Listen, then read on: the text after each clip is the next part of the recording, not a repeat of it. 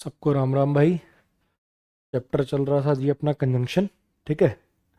पिछले क्लास में हमने को रिलेटिव कंजंक्शंस को देखा। ऐसी कंजंक्शंस जो अपने साथ एक वर्ड चिपका के चलती हैं, जोड़े में चलती हैं, पेयर में चलने वाली कंजंक्शन है ना। ईदर और, neither nor, not only but also, whether और, अदर दैन, इस टाइप से काफ़ी सारी कंजंक्शंस हमने देखी। चार उनमें से अलग थी, ये ईदर और, नीदर नॉर वाली। क्यों? क्योंकि ये सेम रैंक के वर्ड्स को ज्वाइन करती हैं, बाकी सब में ये फीचर नहीं। क्लियर होगी इतनी बात? चलो जी, अपने कंजंक्शन चैप्टर को आगे बढ़ाते हैं।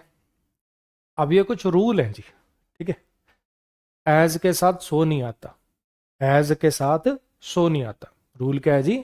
एज के साथ सो मत लगाओ, एज के साथ देयर फोर मत लगाओ, एक ही बात है। ठीक है।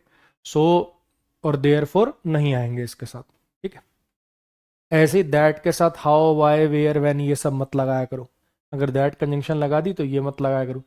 लेकिन दिक्कत क्या है ना, चलो एक आप ट्राई करो एक बार, आज मैं आपको मौका देता हूँ। ठीक है। ये सेंटेंस आपके सामने है। रूल मैंने आपको बता दिया कि एज लगा हुआ है तो सो नहीं आएगा, यानी इसमें एज लगा हुआ है तो ये सो काटना पड़ेगा आपको। आंसर बता दिया मैंने आप। ठीक। आप मुझे इसका लॉजिक बता दो। चलो आप मुझे इसका लॉजिक बता दो। मुझे लगता है, मुझे काफी हद तक उम्मीद है कि आप बता दोगे। करो ट्राई जरा एक बार।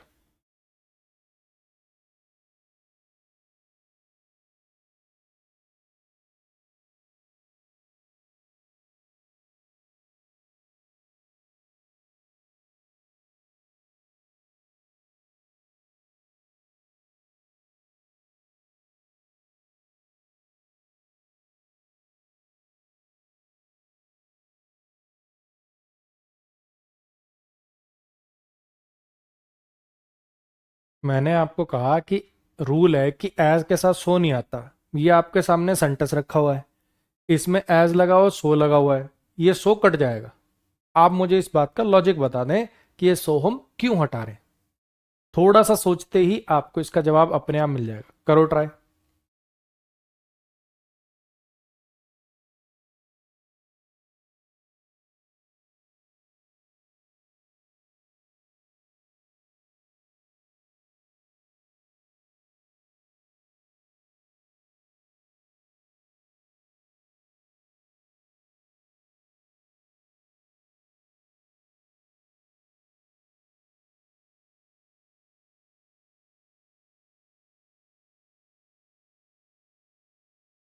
आप बहुत अच्छा पढ़ाते हो, इंग्लिश का डर खत्म हो गया, मार्क्स भी आने लग गए।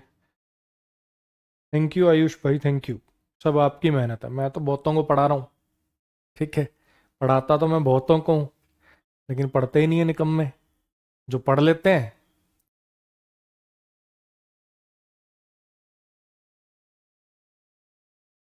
As I know him very well so I can vouch for his character.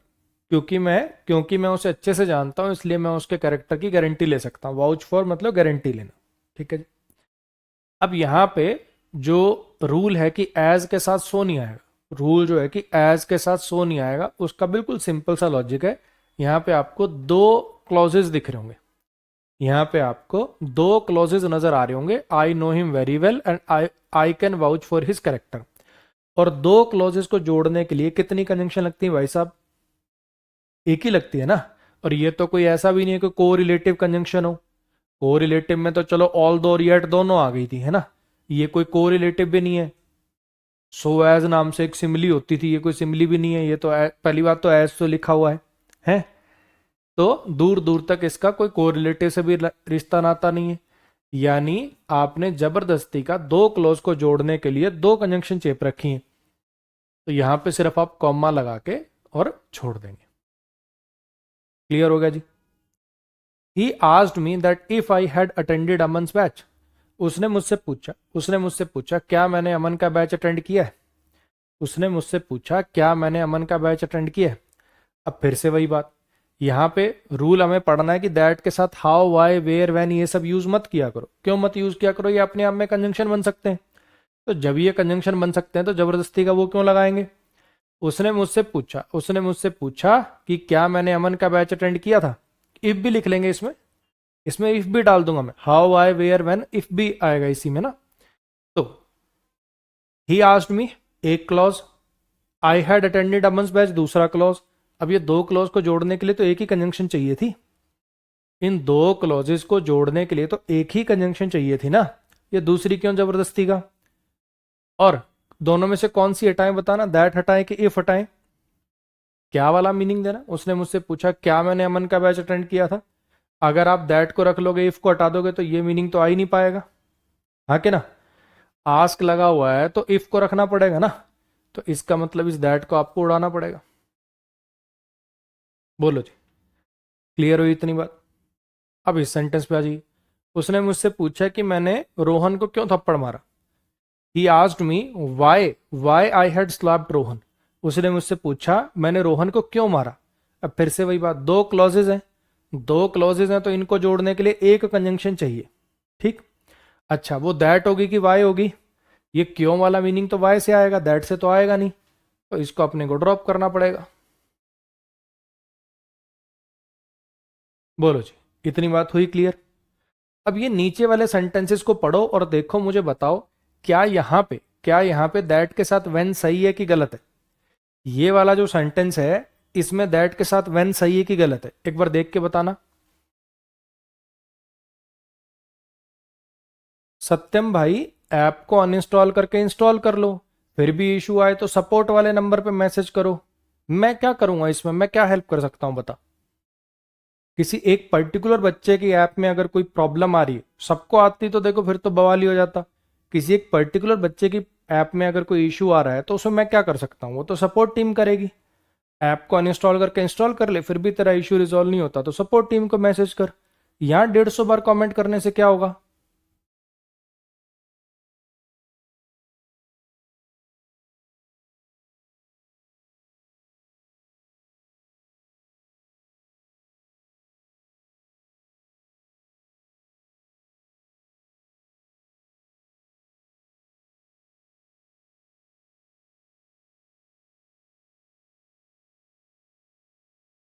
He said that when he was in Delhi he met Rahul Gandhi.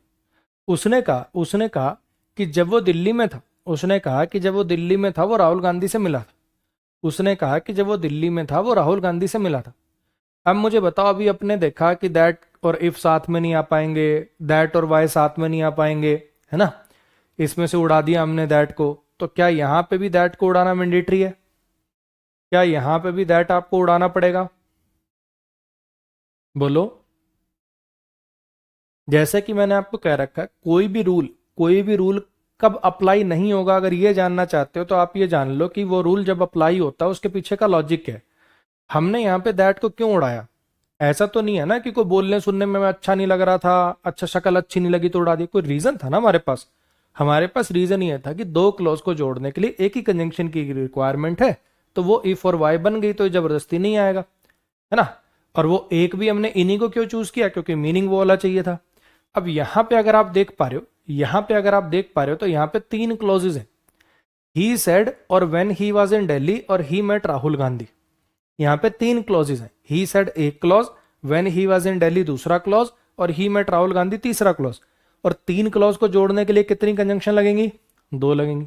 हाँ, ये बात ठीक है कि ये वाला दैट अंडरस्टूड कर सकते हो आप, की वाला मीनिंग होता है इसका, इसलिए क्योंकि इसका मीनिंग की होता है तो आप इसको अंडरस्टूड कर सकते हो। लेकिन ये कोई एरर है कि इसको हटाना है, जैसे यहां ये एरर है, जैसे यहां पे ये एरर है कि हटाना पड़ेगा, क्या यहां हटाना मैंडेटरी है, नहीं, तो नो एरर हो जाएगा। बोलो जी, क्लियर हुई इतनी बात। He said that when he was in Delhi he met Rahul Gandhi. यहाँ पे तीन क्लॉजेज हैं भाई साहब, ये जो पहला दैट है ये सेड वाले क्लॉज को आगे कनेक्ट कर रहा है, ये जो व्हेन है ये इन दोनों क्लॉजेस को कनेक्ट कर रहा है।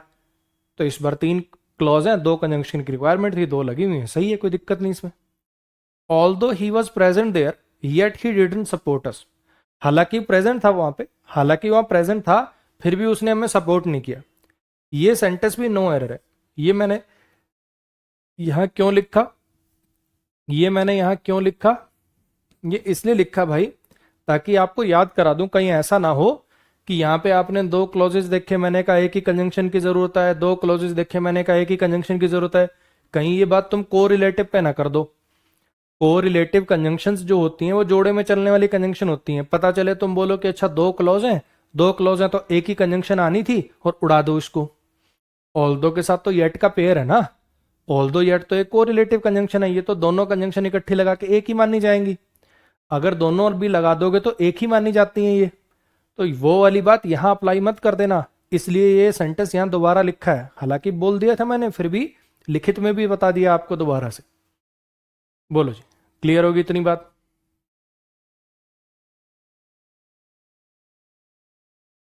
पढ़े जी अब आगे।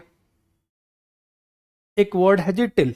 टिल का मतलब होता है जब तक, और अनटिल का मतलब होता है जब तक नहीं। इसमें नॉट अंडरस्टूड होता है, इसमें नॉट अंडरस्टूड होता है। और अनलेस का मतलब होता है अगर नहीं।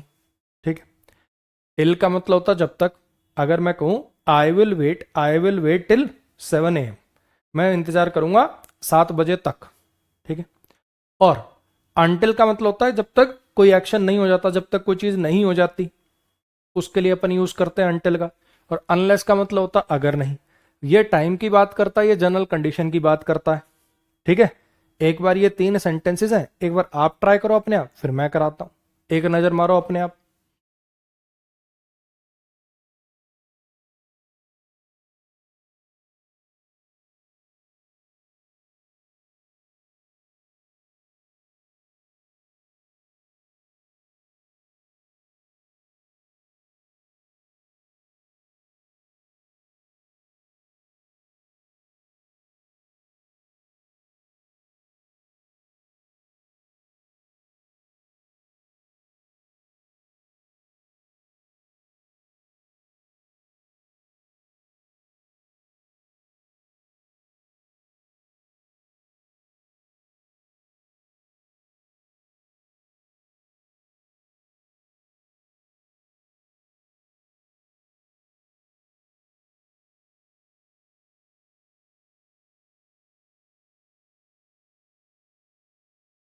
हाँ जी।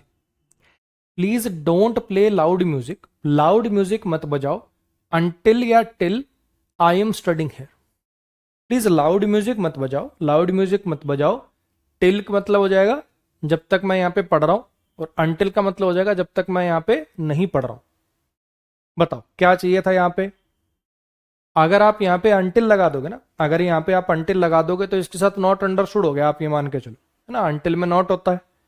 तो अगर आपने अनटिल लगा दिया तो मीनिंग हो जाएगा कि यहाँ पे लाउड म्यूजिक मत बजाओ, लाउड म्यूजिक मत बजाओ जब तक मैं यहाँ नहीं पढ़ रहा हूं। मतलब जब तक नहीं पढ़ रहा ना तब तक लाउड म्यूजिक मत बजाओ। जैसे ही पढ़ना शुरू करूं कर देना दमादम। अनटिल में तो नॉट अंडरस्टूड होता है, अनटिल लगा दोगे तो मतलब हो जाएगा जब तक मैं यहाँ नहीं पढ़ रहा हूं। और कहना क्या था यार, जब तक पढ़ रहा हूं ना तब तक ऊंची आवाज में गाने मत बजाओ, बाद में बजा लेना, कोई दिक्कत नहीं। तो भाई यहाँ पे टिल आएगा, अनटिल नहीं आएगा। I will wait here for you until या अनलेस द सन राइजेस। मैं यहाँ तुम्हारा इंतजार करूंगा, मैं यहाँ तुम्हारा इंतजार करूंगा जब तक सूरज नहीं उगता। अगर अनलेस लगा दोगे तो मतलब हो जाएगा अगर सूरज नहीं उगता। ऐसा हो सकता है क्या कि सूरज ना उगे? तो अगर वाला मीनिंग आ सकता है क्या इसमें? टाइम की बात करनी है तो अनटिल आएगा। एक चीज और ध्यान रखिएगा, अगर आप सेंटेंस को पढ़ो, अगर आप सेंटेंस को पढ़ो और आपको लगे कि अनटिल और अनलेस दोनों ठीक लग रहे हैं मुझे तो मीनिंग से, अगर यहां तो जैसे अनलेस गलत है, अगर सेंटेंस ऐसा हो कि अनटिल और अनलेस दोनों से ही सही मीनिंग निकल रहा हो तो हमेशा अनलेस को प्रेफर करेंगे, जनरल कंडीशन को प्रायोरिटी देंगे। ये जनरल कंडीशन है। अनटिल या unless you work hard you can't qualify the exam. अब इसमें आप क्या करोगे? अगर अनटिल से मीनिंग निकालोगे तो जब तक तुम मेहनत नहीं करोगे, जब तक तुम हार्डवर्क नहीं करोगे, तुम क्वालिफाई नहीं कर सकते। और अनलेस से मीनिंग आएगा अगर तुम हार्डवर्क नहीं करोगे क्वालिफाई नहीं कर पाओगे। सुनने बोलने में दोनों ठीक लग रहे होंगे, इसीलिए मैंने आपको बोला कि अगर आपको सेंटेंस में अनटिल और अनलेस दोनों लगा के सही मीनिंग निकल रहा है, जैसे यहां तो नहीं निकला, यहां तो अनलेस गलत ही हो गया। अगर आपका सेंटेंस दोनों लगा के सही मीनिंग दे रहा है तो हमेशा अनलेस को प्रेफर करेंगे। अनलेस ऑप्शन में ना होता तो अनटिल वगैरह लगाते हैं यहां पे, अदरवाइज ऐसे ऑप्शन में हमेशा अनलेस को ही प्रेफर करेंगे। क्लियर हो गया जी? और आगे बढ़ते हैं। प्रोवाइडेड या प्रोवाइडेड दैट एक कंजंक्शन होती है, कह लो। प्रोवाइडेड देख के प्रोवाइडेड देख के आपको लगेगा वर्ब है, लेकिन ये वर्ब नहीं होती, ये कंजंक्शन होती है। इसका मतलब होता है बशर्ते। ठीक है। बशर्ते तुम टाइम से आओ, बशर्ते तुम टाइम से आओ, कोई तुम्हें कुछ नहीं कहेगा। बशर्ते तुम मेरा साथ दो तुम्हें कुछ ना कुछ इनाम मिलेगा। तो इस मीनिंग को देने के लिए वर्ड यूज होता है प्रोवाइडेड या provided that you give my salary on time, बशर्ते तुम मेरी सैलरी टाइम पे दो, बशर्ते तुम मेरी सैलरी टाइम पे दो, मैं तुम्हारी कंपनी नहीं छोड़ूंगा। Provided that you give my salary on time I won't leave your company, बशर्ते तुम मेरी सैलरी टाइम पे दो, मैं तुम्हारी कंपनी नहीं छोड़ूंगा। ये सेंटेंस है जी नो एरर। ये सिर्फ मैंने आपको प्रोवाइडेड दैट का यूज पढ़ाने के लिए लिखा है, क्योंकि कभी ऐसे लिखा होगा आप सोचोगे वर्ब से सेंटेंस की शुरुआत कर रहे हो, V2 लगा रहे हो, वो भी कोई ऑर्डर एडवाइस भी नहीं है, परेशान हो जाओगे। इसलिए बता कि प्रोवाइडेड या प्रोवाइडेड दैट का मतलब होता है बशर्ते। क्लियर हो गया?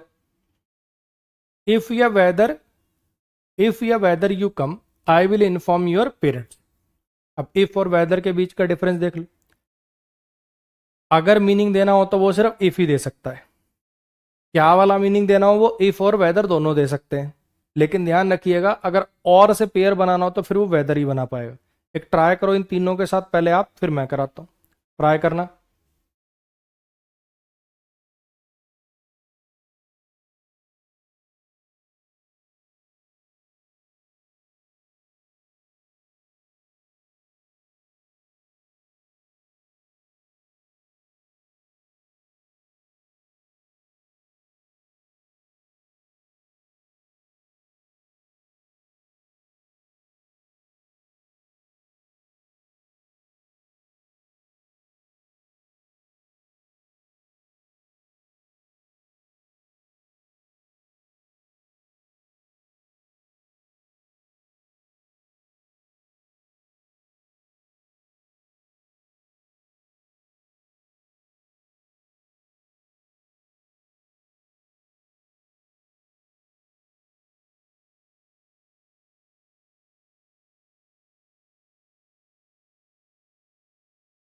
थैंक यू बच्चे, थैंक यू।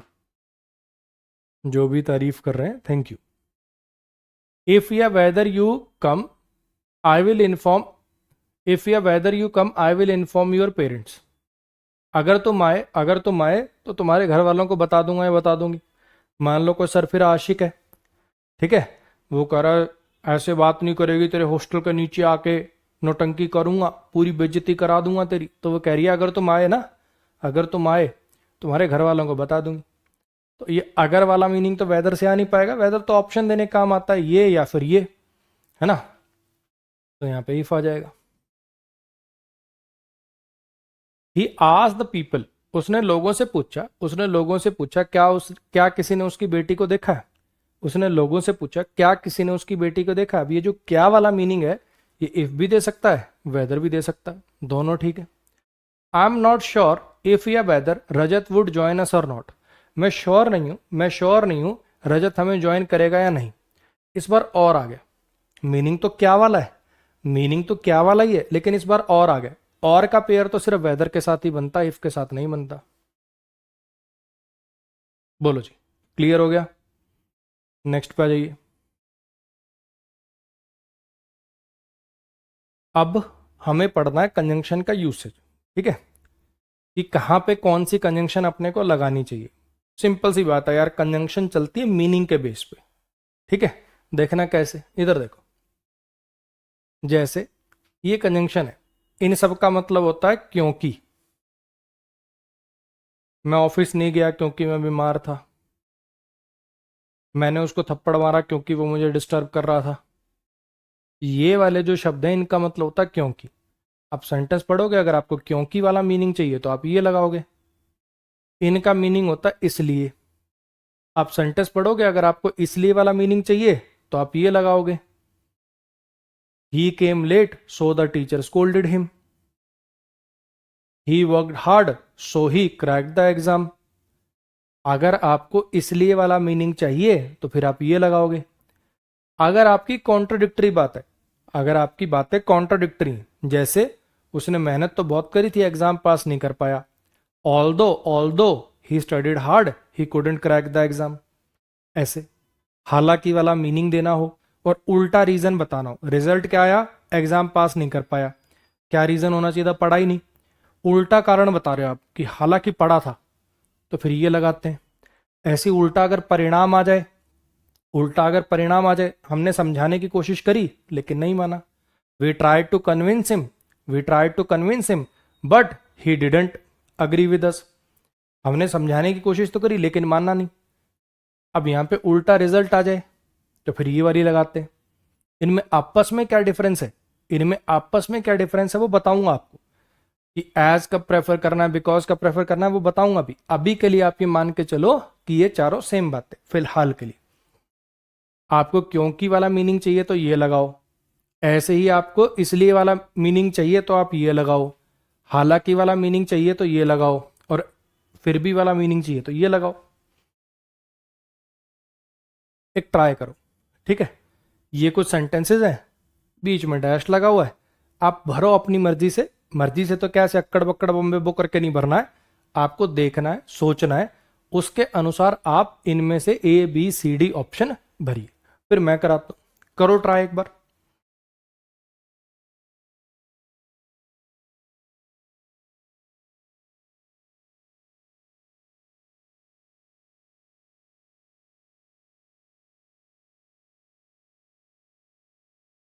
सोनू यादव पढ़ ले भाई, तेरी बात सुन ली मैंने, पढ़ ले, ठीक है। तेरे को ये हाथ के ब्लर होने से मतलब है अक्षर तो दिख रहे ना तुझे साफ साफ, कि अक्षर भी ना दिख रहे, अक्षर दिख रहे हैं ना, तो पढ़ ले, परेशान मत कर, पढ़ ले।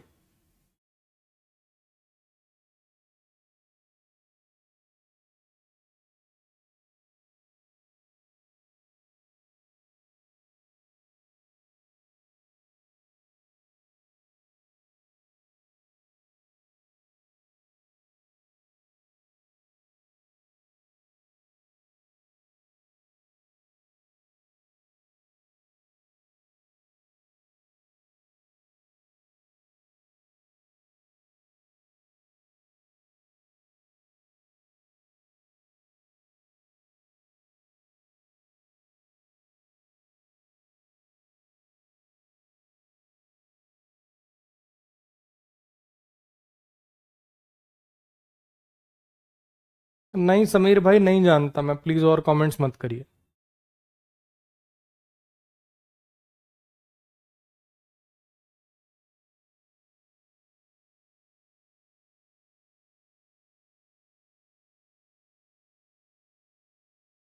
भरो भाई इनमें, खाली मत बैठो, भरो, खुद ट्राई करो, तभी तो पता चलेगा। तभी तो पता चलेगा कि आपका किस वाले टाइप के मीनिंग में गलती होती है, फिर उसी पे अपन एक्स्ट्रा ध्यान देंगे। ट्राई करिए।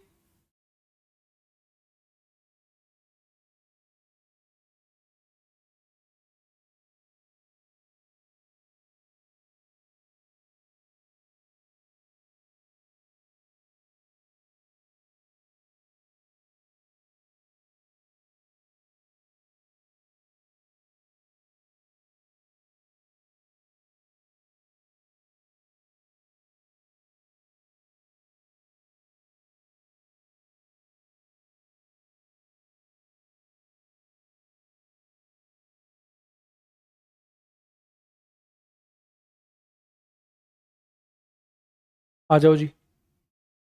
ही stole my book, he stole my book dash I complaint against him.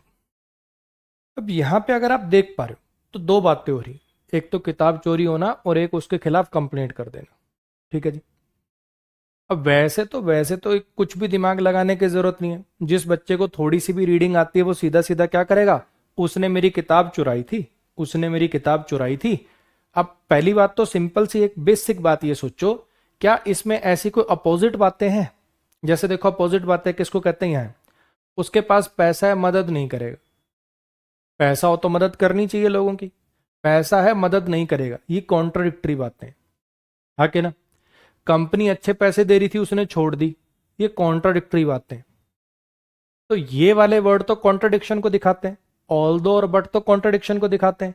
क्या यहां पे कोई कॉन्ट्राडिक्शन है? क्या यहां कोई कॉन्ट्राडिक्शन है क्या? ही स्टोल माई बुक, उसने मेरी किताब चुराई थी, मैंने उसके खिलाफ कंप्लेंट कर दी, इनमें कोई कॉन्ट्राडिक्शन है? नहीं। किताब चुराई तुमने कंप्लेंट कर दी, कोई कॉन्ट्राडिक्शन नहीं, तो ये दो तो वैसे ही नहीं आ सकते। ठीक है जी। एज आएगा कि सो आएगा? उसने मेरी किताब चुराई थी, उसने मेरी किताब चुराई थी क्योंकि मैंने उसके खिलाफ कंप्लेंट कर दी थी। या इसलिए मैंने उसके खिलाफ कंप्लेंट कर दी थी, क्या होना चाहिए? हो तो ये भी सकता है, हो तो ये वाला भी सकता है, कंप्लेंट कर दी मैंने किसी के खिलाफ इसलिए उसने मेरी किताब चुरा ली है, कि उसने मेरी किताब चुराई थी क्योंकि मैंने कंप्लेंट करी थी। लेकिन ये मीनिंग बहुत वेग है, बहुत रेयर चांस है ऐसा मीनिंग होने का, और चार बातें बतानी पड़ेंगी, पूरी कथा सुनानी पड़ेगी, तब जाके ये मीनिंग निकलेगा। वरना जनरल मीनिंग, जनरली आप देखोगे कि भैया ये तभी, मतलब जनरली 100 लोगों को अगर ये सेंटेंस दिखाओगे तो 99 यही मीनिंग निकाल लेंगे कि उसने मेरी किताब चुराई इसलिए मैंने उसके खिलाफ कंप्लेंट कर दी, उसने मेरी किताब चुराई इसलिए मैंने उसके खिलाफ कंप्लेंट कर दी।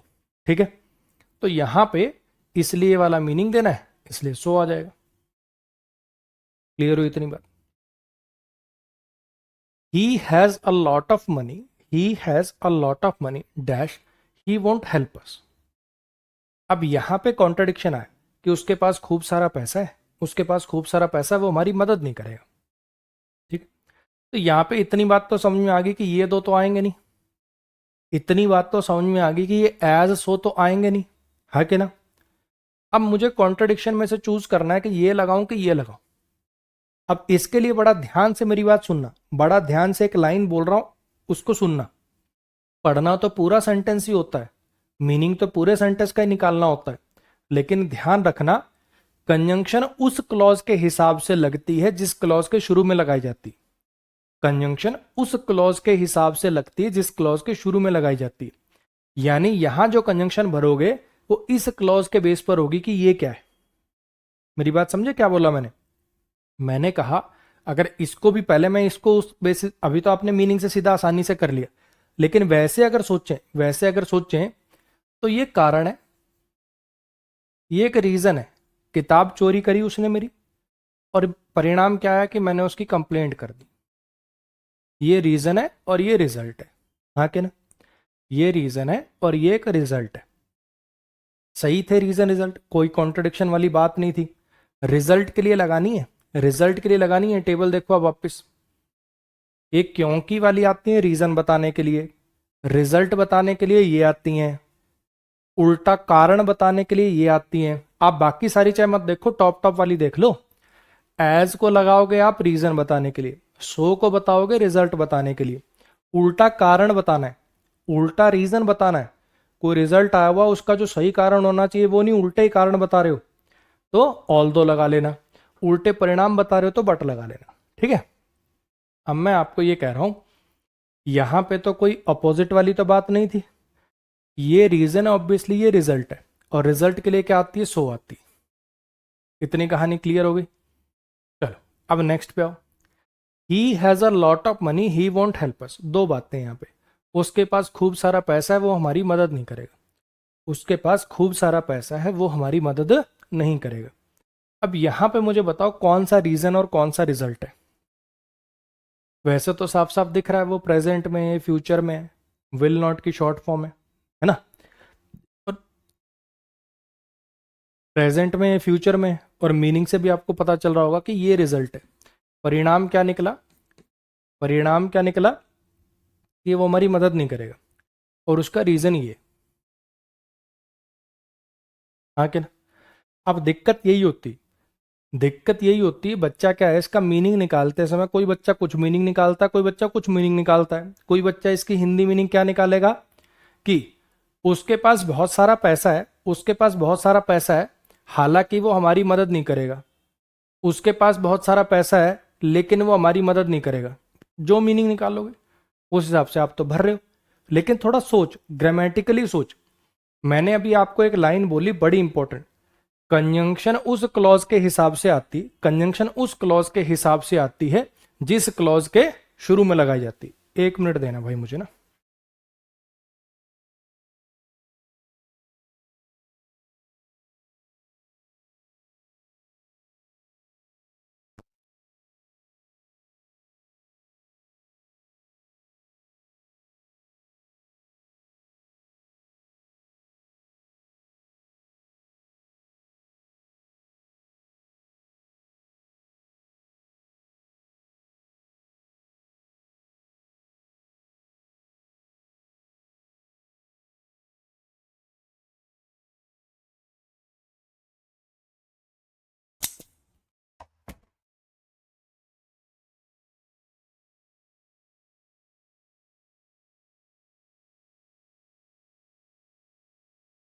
हाँ जी। अब ऐसे नादान बच्चों का क्या किया जाए। एक ये बच्ची है आयुषी। सर सीडीएस के लिए आपके नोट्स ठीक रहेंगे। सर सीडीएस के लिए आपके नोट्स ठीक रहेंगे। हाँ बच्चे ठीक रहेंगे।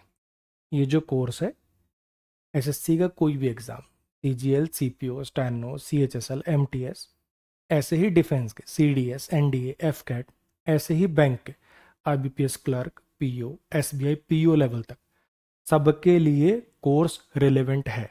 ऐसा ही पढ़ा रहा हूँ मैं, ठीक है, बेसिक से लेकर एडवांस लेवल तक। तो सबके लिए बेनिफिशियल है, सब में काम आएगा। आप आराम से तसल्ली से देख सकते हैं। इवन और बहुत सारे एग्जाम जिनका सिलेबस इनके जैसा ही है उनमें भी, ठीक है। अब प्लीज पढ़ लेने दीजिए, बाकियों को भी और खुद भी पढ़ लीजिए। चलो फिर से आ जाओ। मैंने क्या कहा कि कंजंक्शन आप लोगों को भरनी थी। अब वो कैसे भरनी है, आपने तो अपनी एक ट्राई कर ली। मैं आपको देखने का तरीका बता रहा हूं कि आगे से ऐसे देख लिया करो। उसके पास बहुत सारा पैसा है, वो मदद नहीं करेगा। परिणाम क्या है कि वो मदद नहीं करेगा। मैंने क्या कहा कि कंजंक्शन जो होती है, कंजंक्शन उस क्लॉज के हिसाब से भरी जाती है जिसके शुरू में लगा जाती है। यानी यहां जो भरोगे उसका लेना देना इससे होगा। अब यानी यहां रिजल्ट वाली लगनी है, ये परिणाम है ना, यानी यहां रिजल्ट वाली लगनी है। अब ये सही परिणाम है कि उल्टा परिणाम है? परिणाम उल्टा आ रहा है। पैसा है तो मदद करनी चाहिए थी, उल्टा परिणाम है। सही परिणाम होता तो 100 आता, उल्टा परिणाम है तो बट आएगा। लो जी, क्लियर हो गया।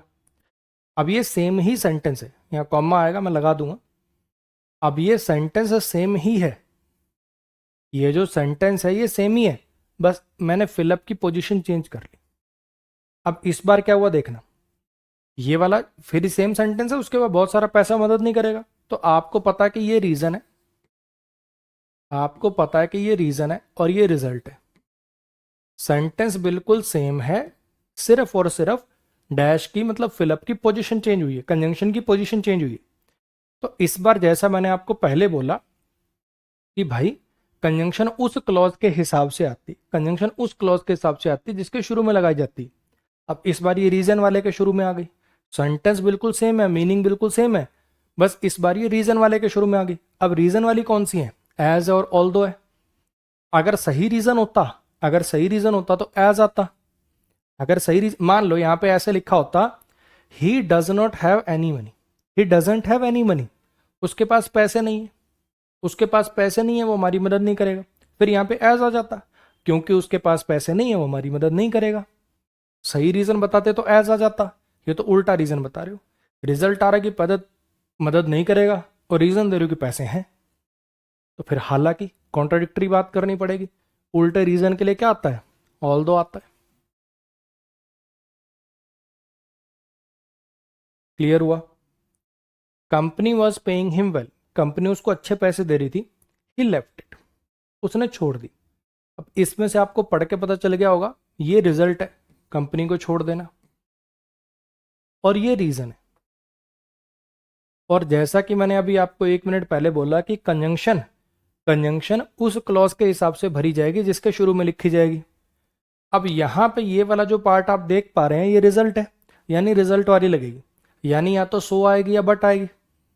अगर सही रिजल्ट आ रहा होगा तो 100 आएगी, ठीक है, और अगर उल्टा रिजल्ट आ रहा होगा तो बट आएगी। अगर कोई कंपनी अच्छे पैसे दे रही हो, अगर कोई कंपनी अच्छे पैसे दे रही हो तो उसको छोड़ेंगे?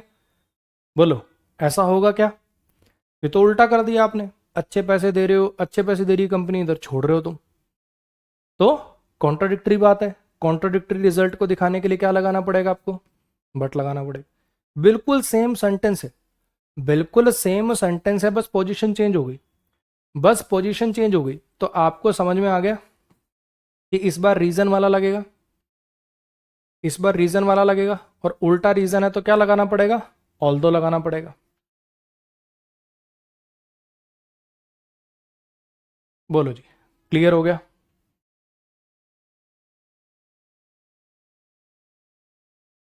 काजल बच्चे सब बताया, कहाँ से रीडिंग करनी है, कैसे रीडिंग करनी है, किस पोर्शन को कितना टाइम देना है, रिवीजन कैसे करनी है, सब बताया हुआ है।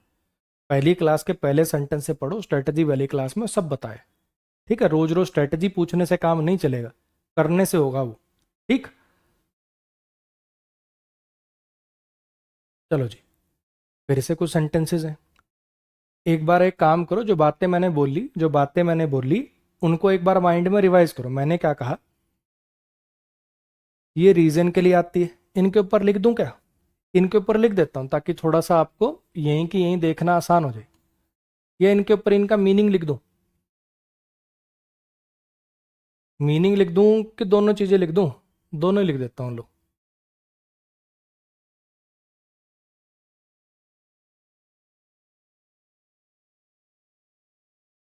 ये एज रीजन बताने के काम आती है और इसका हिंदी मीनिंग होता है क्योंकि। ठीक है, ये रिजल्ट बताने के काम आती है और इसका हिंदी मीनिंग होता है इसलिए। और ये वाली ऑपोजिट रीजन के बताने के काम आती है, ऑपोजिट रीजन, और इसका हिंदी मीनिंग होता है हालांकि। और ये ऑपोजिट रिजल्ट बताने के काम आती है और इसका हिंदी मीनिंग होता है लेकिन। अब आप एक काम करो, जो बातें मैंने आपको बोली ना, 30 सेकंड के लिए अपने माइंड में रिवाइज करो वापस, ताकि आगे वाली स्लाइड का आपका एक भी क्वेश्चन गलत ना हो। एक ट्राई करो।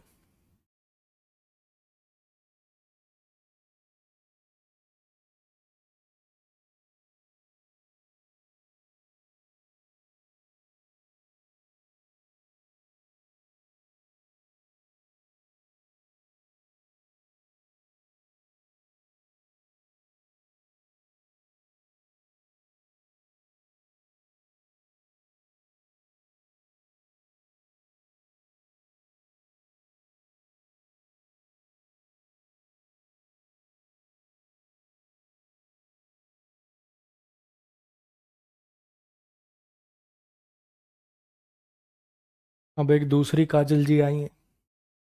दो काजल भी हो सकते हैं ना बच्चे, कह रही हैं I didn't made any comment, someone is tarnishing my image. तब तो नहीं हुई थी बच्चे टार्निश इमेज कोई खास। अब हो गई जब आपने डिड के साथ मेड लगा दिया ना, अब थोड़ी सी इमेज टार्निश हो गई आपकी। कि डिड के साथ आप बेस फॉर्म नहीं लगा रहे हो, डिड नॉट मेक की जगह पे। ठीक है, डिड नॉट मेड लिख रहे हो, अब थोड़ी सी इमेज टार्निश हो गई आपकी।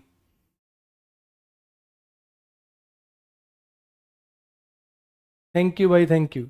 ये जो भी बच्चे तारीफ कर रहे हैं, थैंक यू भाई।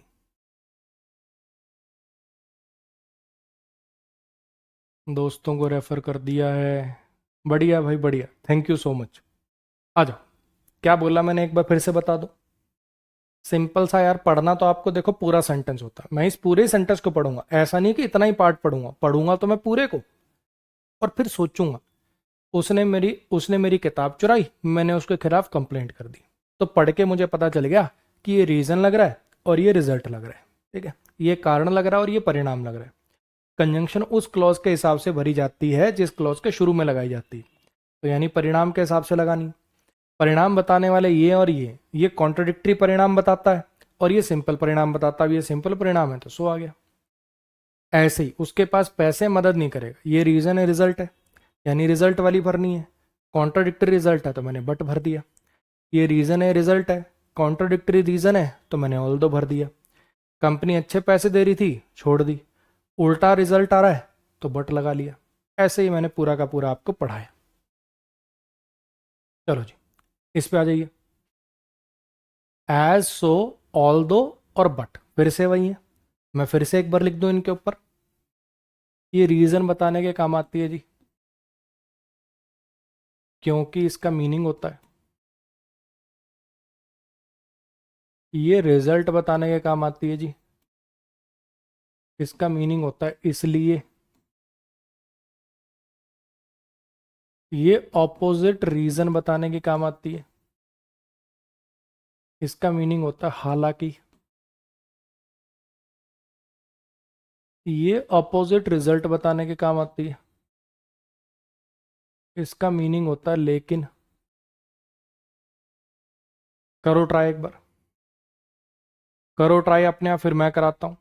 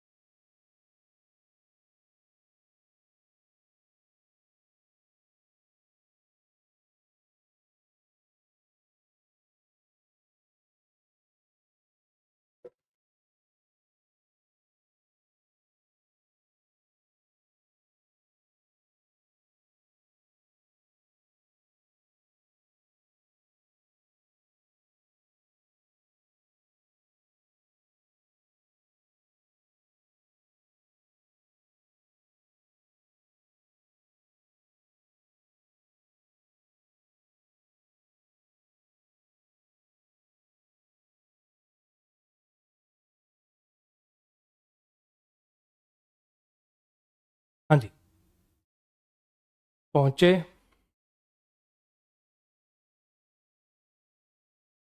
क्या जवाब तक पहुंच गए हो? As he did not come on time the boss often scolds him. क्योंकि वो समय पर नहीं आता, क्योंकि वो मतलब समय पर नहीं आता, बॉस उसे डांटता है। वो समय पर नहीं आता, बॉस उसे डांटता है। तो अब मुझे जरा बताओ कि इसमें से समय पे ना आना ऑब्वियस बात है कि ये रीजन है। समय पे ना आना ऑब्वियस बात है कि ये रीजन है। और रिजल्ट क्या है कि बॉस उसको डांटता है। ऐसा ही होगा। अब मुझे बताओ, रीजन वाले के हिसाब से लगनी है। ये रिजल्ट है, कंजंक्शन उस क्लॉज के हिसाब से भरी जाती है जिसके शुरू में लगी होती है, यानी रीजन वाली भरनी है। ये सही रीजन दे रहे हो कि उल्टा रीजन दे रहे हो? सही रीजन दे रहे हो कि उल्टा रीजन दे रहे हो? सही रीजन है, तो यहां पे एज आएगा। दे शॉट हिम थ्राइस, उन्होंने उसको 3 बार गोली मारी।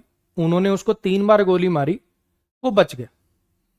अब यहां पे दिया हुआ रीजन, ऑब्वियस बात है जो पहले होता है वो रीजन है, पहले गोली लगेगी। ये बात बात बाद में होगी। और ये रिजल्ट हो गया आपका।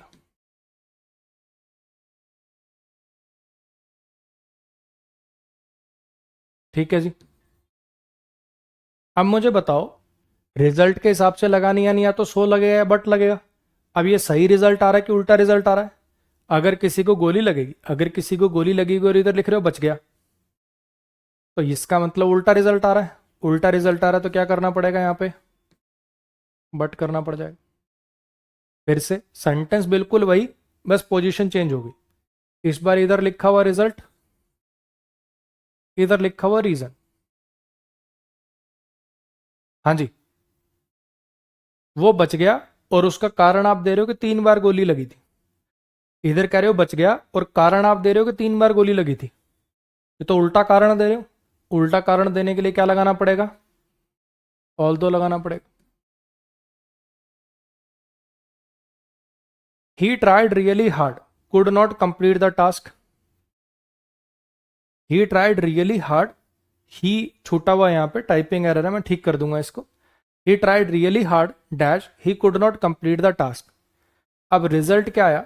रिजल्ट ये आया कि वो टास्क कंप्लीट नहीं कर पाया। रिजल्ट ये आया कि वो टास्क कंप्लीट नहीं कर पाया। और उसका रीजन ये हुआ, आपने रीजन में लिख रखा है कि उसने बड़ी ट्राई बहुत करी थी। कई बार क्या होता है ना, रीजन रिजल्ट ऐसे समझ में नहीं आता, एक लॉजिक सिंपल सा लगा लिया करो, ट्राई पहले करेगा और ये चीज बाद में होगी।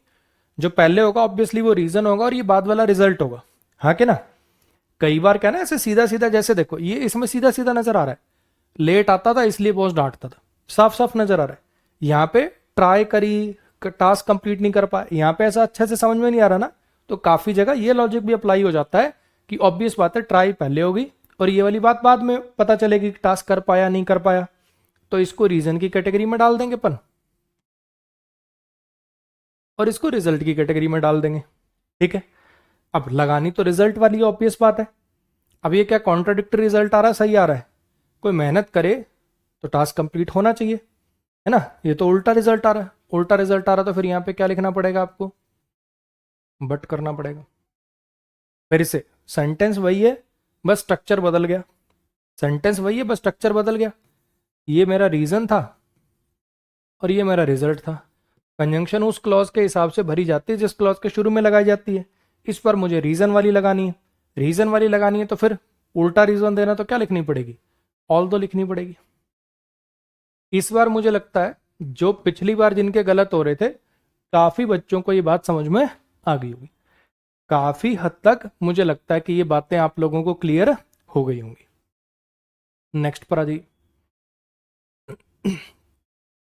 अब ये कुछ और है, ये थोड़े से टेढ़े हैं। ठीक है, इनको आप अवॉइड कर सकते हो, इसलिए मैं इनको क्लास के लास्ट में पढ़ा दूंगा। ठीक, अभी बीच में पढ़ाऊंगा, आधे लोग हिम्मत हार जाएंगे। अभी मुश्किल से कुछ सिखाया है, मुश्किल से कुछ सिखाया है। ठीक है, पता चले उसको पढ़ने के चक्कर में उसकी खिचड़ी बन गई सारे की। पढ़ाऊंगा वो मैं आज की क्लास में पढ़ाऊंगा, लेकिन वो अवॉइड कर सकते हो, आप ना भी देखोगे तो चलेगा। ठीक है, मैं बेसिकली देखो आपको, अभी मैंने क्या पढ़ा है, अभी मैंने आपको ये वाली कंजंक्शंस क्या मीनिंग देती हैं, कहाँ लगाते हैं, ये आपको सिखाने बताने की कोशिश करी। ठीक है, बहुत रेयर चांस है, बहुत रेयर चांस है कि क्योंकि वाला मीनिंग देना और ये चारों ही ऑप्शन में दे रखे हो आपको, बहुत रेयर चांस है ऐसे इसलिए वाला मीनिंग देना और ये चारों ही ऑप्शन में दे रखे हो, ऐसा नहीं होगा। सिंपली इसलिए मैंने ये चार चार चार चार साथ में लिख दी। फिर भी इनके बीच में क्या डिफरेंसेस हैं वो आपको समझाने की कोशिश करता हूं। आ जाओ जरा, ये वाला मैं लास्ट में पढ़ाऊंगा, बिना मतलब जो पढ़ा है उसकी खिचड़ी बन जाएगी, थोड़ा सा ज्यादा बढ़िया फैंसी पढ़ाने के चक्कर में, थोड़ा मुश्किल पढ़ाने के चक्कर में ये लास्ट में पढ़ा दूंगा। अभी आप आगे आ जाओ एक बार, ये सेंटेंस देखो एक बार, पहले आप इसको देख लो, ये वाली बात बाद में कर लेंगे, पहले आप इसको देख लो। जिन बच्चों के मन में सवाल है कि सर बिकॉज का मतलब भी क्योंकि, एज का मतलब भी क्योंकि, सिंस का मतलब भी क्योंकि, तो फिर इन तीनों में फर्क क्या है, कौन सा कब लगाएंगे? इन तीनों में बच्चे सिर्फ स्ट्रेस का फर्क है, इन तीनों में सिर्फ स्ट्रेस का फर्क है। बिकॉज में सबसे ज्यादा स्ट्रेस होता है, सिंस में उससे कम होता है, और एज में उससे कम होता है। ठीक है सर, स्ट्रेस के बेस पे कैसे जज करेंगे आओ बताता हूं।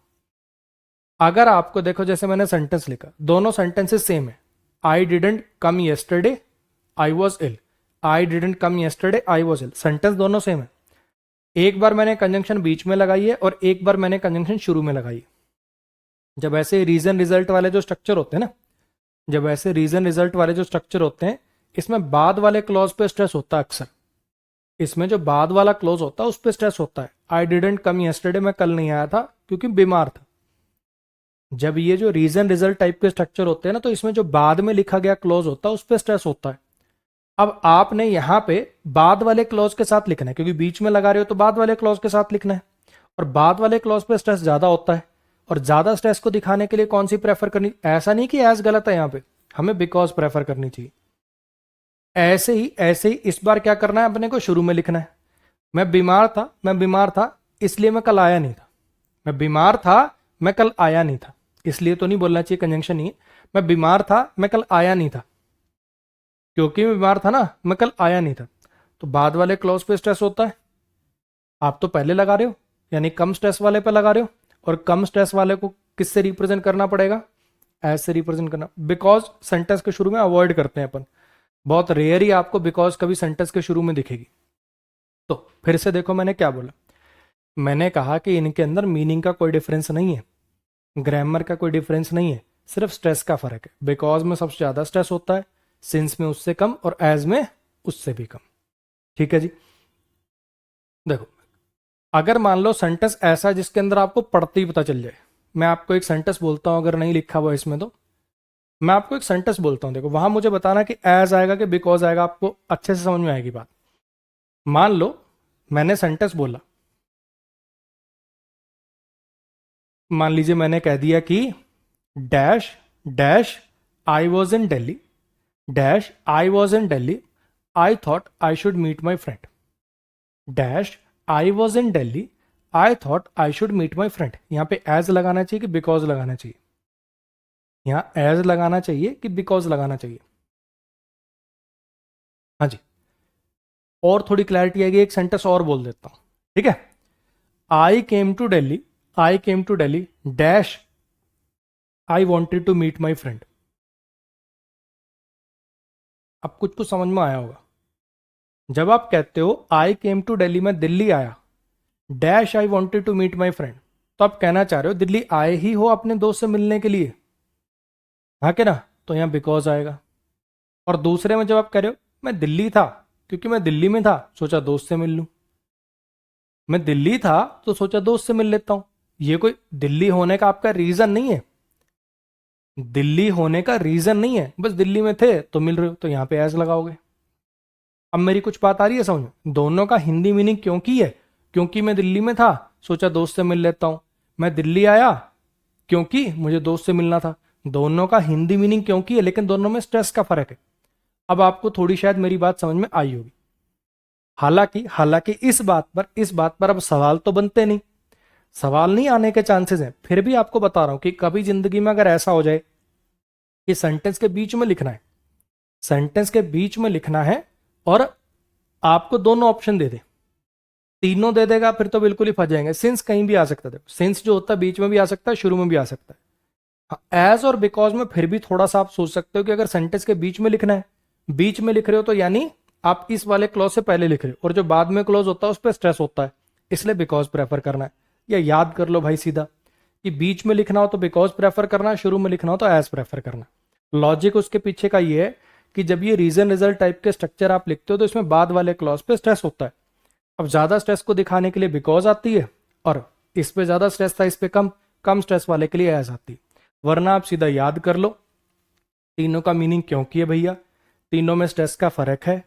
हालांकि ऐसा सवाल बनेगा नहीं, फिर भी अगर जिंदगी में कभी ऐसी सिचुएशन बन जाए एज और बिकॉज में से, एज और बिकॉज में से चुनना हो, बीच में लगाओ कंजंक्शन तो बिकॉज चुन लेना, शुरू में लगाओ तो एज चुन लेना।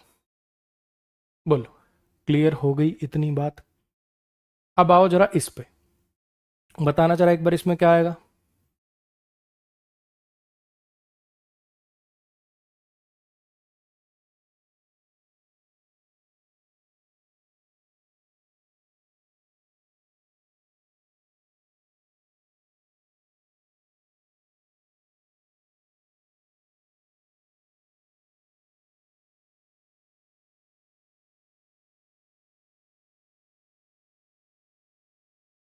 थैंक यू रुचिता जी।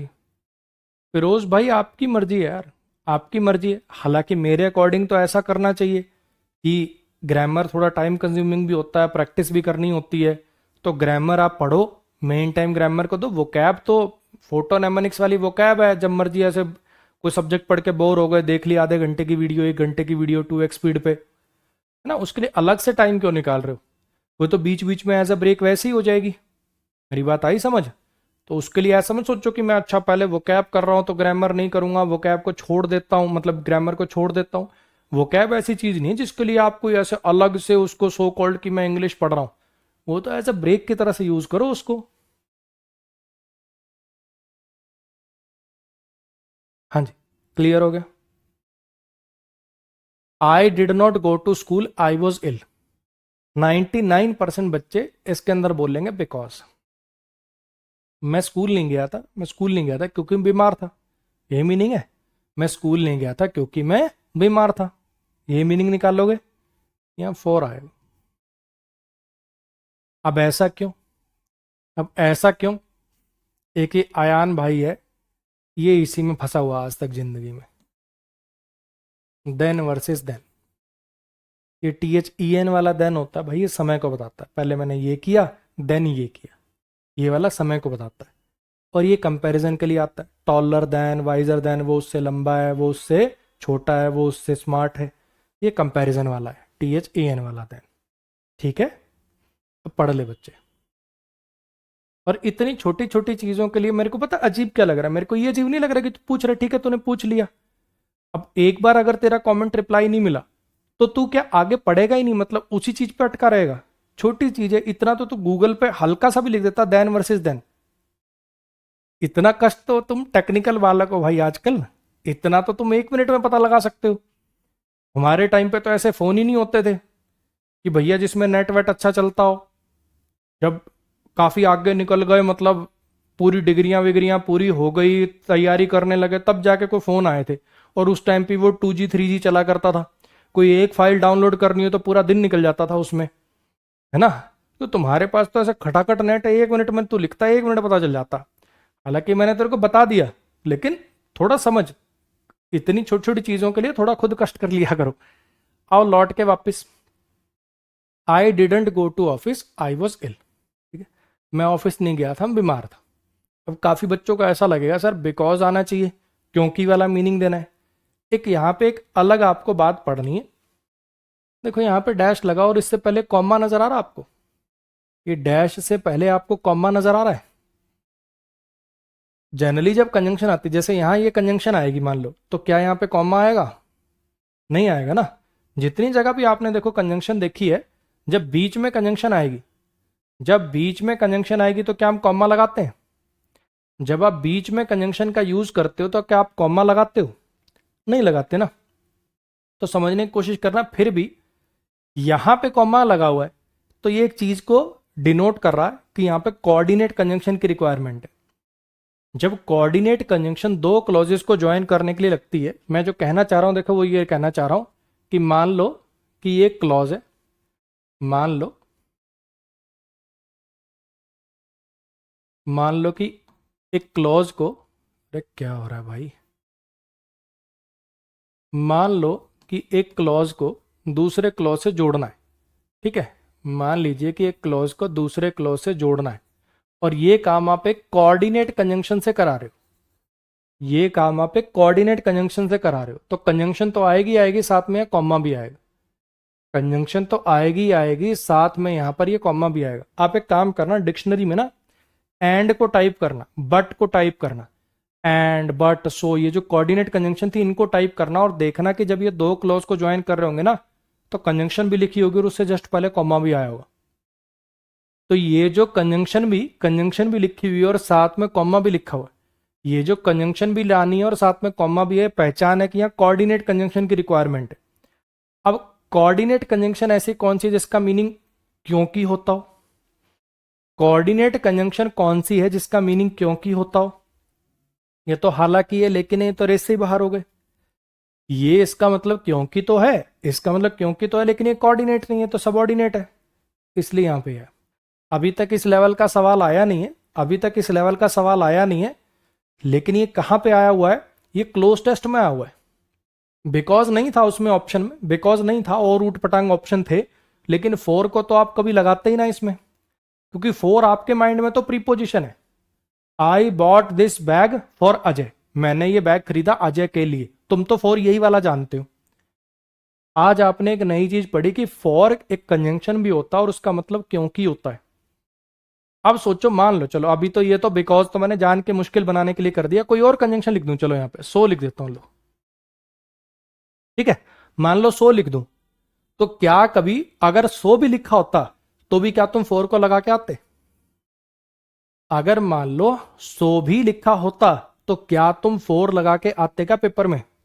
नहीं लगा के आते, क्योंकि तुमने फोर को कभी कंजंक्शन बनते हुए देखा ही नहीं है, उसका जब वो कंजंक्शन बनता मीनिंग क्या होता तुम्हें पता ही नहीं है, इसलिए बात बता रहा हूं, ठीक है। क्लोज टेस्ट में बहुत बार यूज हो जाता है फोर कंजंक्शन के रूप में। आ गई मेरी बात समझ? तो फोर भैया एक कोऑर्डिनेट कंजंक्शन होता है और जिसका मतलब क्योंकि होता है। क्लियर है? नेक्स्ट पे आ जाओ। अब ये कुछ वर्ड्स और है, मतलब कुछ सेंटेंसेस और हैं, एक ट्राई आप कर लो, एक ट्राई आप कर लो, कौन सा आना चाहिए फिर मैं बता देता हूं।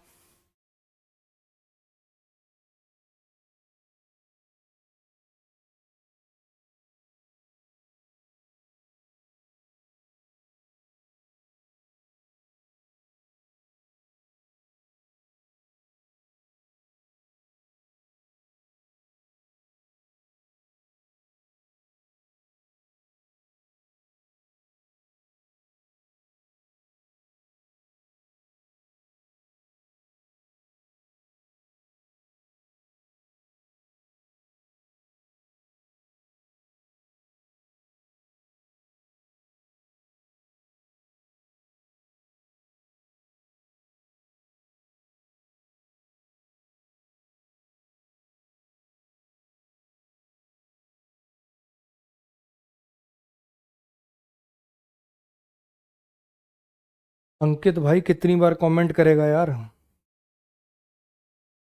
कितनी बार कमेंट करेगा? टिक जा, छोटे छोटे चैप्टर आ रहे हैं, अगले दिन प्रैक्टिस की क्लास हो जाती है, तो शुरुआत में डालूंगा तो बिना मतलब वो क्लास 3-4 क्लास खींचेगी, इसलिए नहीं डलवा रहे वो।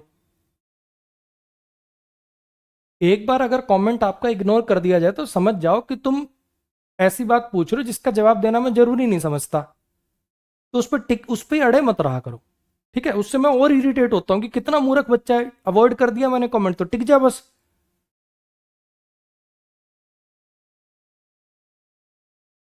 Rohan is very humble, Rohan बड़ा हम्बल है, उसका ब्रदर एरोगेंट है। रोहन बड़ा हम्बल है, उसका भाई एरोगेंट है, ठीक है। अच्छा जी, इफ मतलब होता अगर, रोहन हम्बल है इसलिए उसका भाई एरोगेंट है, कोई मतलब नहीं। रोहन हम्बल है क्योंकि उसका भाई एरोगेंट है, कोई मतलब नहीं। यहाँ पे आपको कॉन्ट्रडिक्शन दिखाना है, यहाँ पे आपको कॉन्ट्रडिक्शन दिखाना है कि रोहन हम्बल है, रोहन हम्बल है, हालांकि उसका भाई एरोगेंट है। मुझे बताओ यहाँ पे कोई रीजन रिजल्ट है? यहां पर कोई रीजन रिजल्ट है क्या? बोलो, क्या यहाँ पे कोई रीजन रिजल्ट है? ऐसा है क्या ये रीजन है ये रिजल्ट है, या ये रीजन है ये रिजल्ट है, ऐसा कुछ नहीं। या रीजन रिजल्ट का कोई चक्कर नहीं है। ये सेंटेंस मैंने आपको ये बताने के लिए डाला है कि बहुत बार क्या होता है, बहुत बार क्या होता है, सचिन पागल हो गया क्या? तारीफ ही कर रहा है, लेकिन तारीफ ये ऐसे करते हैं तारीफ 500 बार कमेंट करके, गॉड फादर ऑफ इंग्लिश और फलाना दिखना। भाई टीचर ही रह लेने दे, और अगर तेरे जैसे स्टूडेंट हैं तो मुझे नहीं चाहिए। स्पैमर ही ऐसे स्पैमर ही तो नहीं हो सकते मेरे स्टूडेंट। कि टीचर पढ़ा रहा है, वो कंटेंट पे मतलब फोकस करना चाह रहा है, और ये तू नौटंकियां कर रहा है दिमाग से पैदल। चलो फिर से इधर देखो, इनका मतलब था क्योंकि, इनका मतलब था क्योंकि, और इनका मतलब था इसलिए। इनका मतलब था क्योंकि और इनका मतलब था इसलिए। ठीक है, अब इनका मतलब है हालांकि। लिखा मैंने कि अपोजिट रीजन के लिए आते हैं, अपोजिट रीजन के लिए आते हैं। लेकिन क्या हमेशा रीजन रिजल्ट में ही लगेंगे? ऐसा जरूरी नहीं है। बहुत बार क्या होता है, सिंपली आप कॉन्ट्रडिक्शन को दिखाने के लिए भी इनका यूज ले लेते हो। सिंपली आप कॉन्ट्रडिक्शन को दिखाने के लिए भी इनका यूज ले लेते हो। जैसे कि आप यहां पे लोगे, रोहन हम्बल है, रोहन हम्बल है हालांकि उसका भाई एरोगेंट है। रोहन हम्बल है हालांकि उसका भाई एरोगेंट है, यही मीनिंग देना है ना? या रोहन हम्बल है जबकि उसका भाई एरोगेंट है। ऑल दो भी लग सकता है, दो भी लग सकता है ना? लेकिन अगर रीजन रिजल्ट ना हो, अगर रीजन रिजल्ट ना हो, वाइल रखा हो, तो उसको प्रेफर कर लो। एक तो वाइल वो होता है टाइम वाला, कि मैं ये कर रहा था जब ये हो रहा था, I was studying while my mother was preparing food for me. एक तो वो वाला वाइल था, है ना, दो काम साथ में हो रहे वाला। और एक वाइल का मतलब जबकि भी होता है, कॉन्ट्रडिक्शन को दिखाने वाला। एक वाइल का मतलब जबकि भी होता है, कॉन्ट्रडिक्शन को दिखाने वाला। ठीक है जी, तो वाइल का काम समझ में आया। नेक्स्ट पे आ जाओ। This process is cheap. ये जो प्रोसेस है, ये जो प्रोसेस है सस्ती है, हालांकि रिस्की है। ये जो प्रोसेस है सस्ती है, हालांकि रिस्की है, ये मीनिंग देना है। ये जो प्रोसेस है सस्ती, आप में से कुछ लोग ऐसे कह सकते हैं, लेकिन रिस्की है, ऐसा कुछ। कॉन्ट्रडिक्शन दिखाना है, या कह लो कि कुछ कॉन्ट्रडिक्टरी बात यहां पर करनी है। तो क्या लगाएं? वो काम तो ऑल दो भी करता है, दो भी करता है, बट भी करता है, ये सारे करते हैं वो काम। तो बताओ कौन सा लगाएं? बताओ जी कौन सा लगाएं? हाँ जी, देखो, ये जो वर्ड है ना हावेवर, और इधर से नेवरदलेस, ये दोनों कोई कंजंक्शन नहीं है, ये दोनों एडवर्ब्स हैं। सर फिर आपने यहाँ पे क्यों लिख रखी है? कंजंक्शन चैप्टर पढ़ा रहे हो, टेबल के बीच में आपने क्यों लिखी है? इसलिए लिखी क्योंकि इनका मीनिंग सिमिलर है। इनका जो मीनिंग है वो सिमिलर है। जब आपको फिर भी वाला मीनिंग देना और एडवर्ब चाहिए हो तो नेवरदलेस लगाना। अगर आपको हालांकि वाला मीनिंग चाहिए लेकिन एडवर्ब चाहिए तो हावेवर लगाना। समझो फिर से मैंने क्या कहा, ये बाकी सारे शब्द कंजंक्शन है, लेकिन ये जो दो शब्द आपको नजर आ रहे हैं ये एडवर्ब है। फिर सर आपने इनको यहां पे क्यों लिख रखा है? क्योंकि इसका मीनिंग भी हालांकि, हालांकि, हालांकि, इसका मीनिंग भी हालांकि है। आ रही है मेरी बात समझ में? ये भी कॉन्ट्रडिक्शन को दिखाता है। अब यहां पे इस सेंटेंस में जरा देखने की कोशिश करो कि हमें कंजंक्शन चाहिए कि एडवर्ब चाहिए। देखो यहाँ पे फुल स्टॉप लग चुका है, मैं एरो लगा के लिख भी देता हूं। जिनको नहीं दिख रहा, ये फुल स्टॉप लगा हुआ है जी। ऐसे ही यहां पे अगर आप देखोगे तो ये फुल स्टॉप लगा हुआ है। फुल स्टॉप लगा हुआ है तो यानी सेंटेंस खत्म हो गया। सेंटेंस खत्म हो गया तो क्या आप कंजंक्शन की जरूरत है क्या? यहाँ पे कंजंक्शन तो चाहिए ही नहीं, कंजंक्शन तो चाहिए नहीं। और ये सेंटेंस के शुरू में ऐसे डैश लिखा होना, कॉमा लगा होना, ये सेंटेंस एडवर्ब कुछ याद आ रहा है? Fortunately, comma, he was not present there at the time of accident, कुछ याद आया? नहीं कुछ याद आया? तो भैया यहां पे अगर आप देख पा रहे हो, यहां पे अगर आप देख पा रहे हो कि ये वाला जो स्ट्रक्चर है ये चीख चीख के बता रहा है कि यहां पे मुझे एडवर्ब की जरूरत है, इसलिए यहां पे हावेवर आएगा। There are little chances of our success. ना के बराबर चांसेस है हमारे सक्सेस के, ना के बराबर चांसेस हैं हमारे सक्सेस के, फिर भी हमें ट्राई करनी चाहिए। ना के बराबर चांसेस है हमारे सक्सेस के, फिर भी हमें ट्राई करनी चाहिए। फिर से वही आप देख पा रहे हो कि यहाँ पे एडवर्ब की रिक्वायरमेंट है, ये सब तो कंजंक्शन है। फिर भी वाला मीनिंग देना और एडवर्ब चाहिए, हालांकि वाला मीनिंग देना और एडवर्ब चाहिए हावेवर, फिर भी वाला मीनिंग देना और एडवर्ब चाहिए तो नेवरदलेस। अब कुछ बच्चे कहेंगे, अब वो ना डिक्शनरी में टाइप करेंगे, डिक्शनरी में टाइप करेंगे और बोलेंगे सर हावेवर तो कंजंक्शन भी होता है।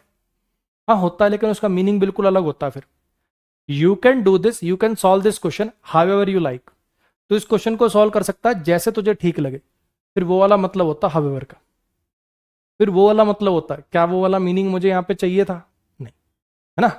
हावेवर कंजंक्शन होती है लेकिन उसका मीनिंग बिल्कुल अलग होता है। फिर हावेवर यू लाइक, दिल्ली कैसे जाऊं, हावेवर यू लाइक, जैसे तेरा मन करे। You can go to Delhi however you like, bus से चला जा, टैक्सी चला जा, फ्लाइट चला जा, जैसे तुझे अच्छा लगे। कंजंक्शन होती है हावेवर, लेकिन उसका मीनिंग फिर बिल्कुल अलग है इनसे। यहाँ पे क्यों लिखा मैंने, यहाँ क्यों पढ़ाया आपको, क्योंकि ये जो वर्ड थे ऑल दो था, दो था, वाइल था, इन सबका मतलब भी हालांकि और इसका मतलब भी हालांकि। तो कौन सा कब लगाना है, जैसा कि आपको थोड़ी देर पहले मैंने बताने समझाने की कोशिश करी। ये वाले में तो सारे आ सकते हैं, ऑल दो भी आ सकता है, दो भी आ सकता है, वाइल भी आ सकता है, इसलिए मैंने एक ही दिया ऑप्शन। ठीक है, ये वाले सेंटेंस से मैंने आपको ये सिखा, देखो ये कुछ ना, हर सेंटेंस ना कुछ सिखाने के लिए लिखा है। ये वाले दो से क्या सिखाना चाहा मैंने कि बिकॉज कब लगाना है, सिंस कब लगाना है, एज कब लगाना है। इससे क्या सिखाना चाहा, इससे सिखाना चाहा कि फोर, इससे सिखाना चाहा कि फोर जो है वो कैसे कंजंक्शन का काम करता है और तब उसका क्या मीनिंग होता है, क्या वो ग्रामेटिकल प्रोफाइल होता है। ठीक है, ऐसे ही ये वाला सेंटेंस से मैंने क्या सिखाना चाहा कि वाइल का एक तो मतलब होता है दो पास्ट के एक्शन साथ में हो रहे हो, वाइल का एक तो मतलब होता है दो पास्ट के एक्शन साथ में हो रहे हो, ये वाइल अलग है, ये कॉन्ट्रडिक्शन को दिखाने वाला है। इससे क्या सिखाना चाहा कि भैया कॉन्ट्रडिक्शन दिखानी हो, हालांकि टाइप का मीनिंग आना हो, लेकिन एडवर्ब चाहिए हो तो हावेवर लगाना। कॉन्ट्रडिक्शन दिखानी हो फिर भी टाइप का मीनिंग चाहिए हो और लेकिन एडवर्ब चाहिए हो तो फिर नेवरदलेस लगाना। बोलो भाई, समझ में आ गया क्या। अब अपना ये जो एडवर्ब का, सॉरी एडवर्ब कह रहा हूं, कंजंक्शन का जो थोड़ा सा टेढ़ा वाला जो चार सवाल थे, इनको डिस्कस करेंगे। ये जो थोड़े से टेढ़े चार सवाल हैं इनको डिस्कस करेंगे। अवॉइड कर सकते हो ना, मैं इसलिए बोल रहा हूं कहीं ऐसा ना हो कि मुश्किल से ऐसो ये कहाँ आते हैं, क्या मीनिंग देते हैं, मुश्किल से समझाए और बिना मतलब कहीं खिचड़ी बन जाए। तो जिन बच्चों का मतलब जो, समझ रहे हो ना, आपके मार्क्स अगर ज़्यादा अच्छे नहीं आते हैं, आपको थोड़ा सा मीनिंग निकालने में थोड़ी दिक्कत होती है, तो आप ये लास्ट के भी जो 10 मिनट में मैं पढ़ाऊंगा इसको अवॉइड कर देना। ठीक है, इसको आप अवॉइड कर देना। आ जाओ। एक ट्राई आप करोगे पहले, एक ट्राई आप करो, मैं आपको हिंट दे देता हूँ, थोड़ा सा हिंट दे देता हूँ। रीजन रिजल्ट के बेस पे लगाते हैं मन, हम इनको रीजन रिजल्ट के बेस पे लगाते हैं, है ना। और रीजन रिजल्ट का या तो सीधा सा पता चल रहा हो तो अच्छी बात है, या कोई कंफ्यूजन हो तो एक हिंट दिया था कि ये एक्शन जो पहले होते हैं वो रीजन होते हैं, जो बाद में होंगे वो रिजल्ट होंगे। कुछ याद आ गया, इस हिंट के बेस पे एक ट्राई अपने आप करो, फिर मैं कराता हूं।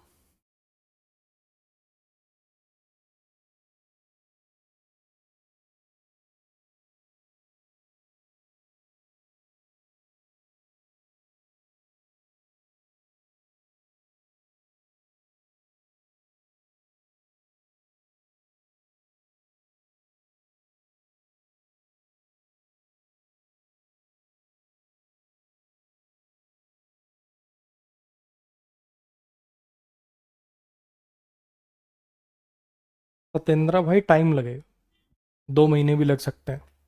तो चुपचाप अपना पीडीएफ से देख के या वीडियो देख के कर लो, इतने नवाब मत बनो। ठीक है, पढ़ लो।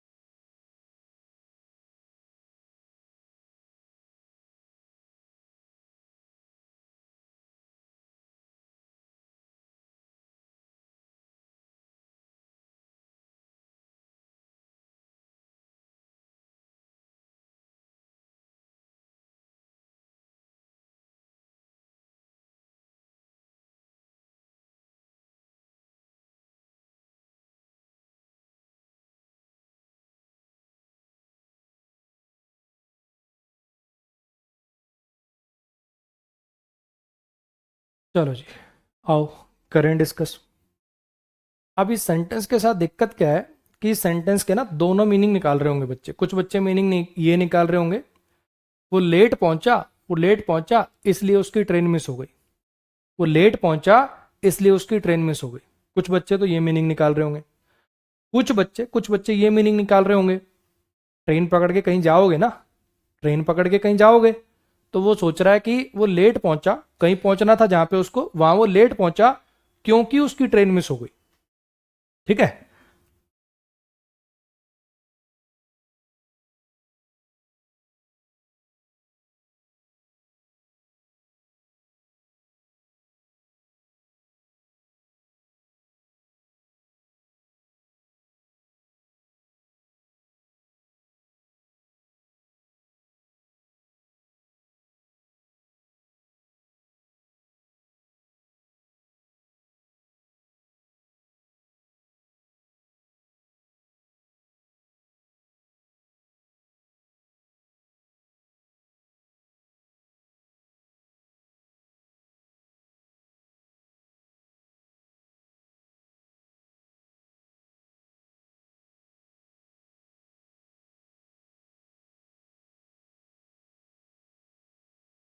मैं क्या कह रहा हूं कि इस सेंटेंस के दोनों मीनिंग निकाल रहे होंगे। कुछ बच्चे मीनिंग ये निकाल रहे होंगे कि वो लेट पहुंचा इसलिए ट्रेन छूट गई, लेट पहुंचा इसलिए ट्रेन छूट गई।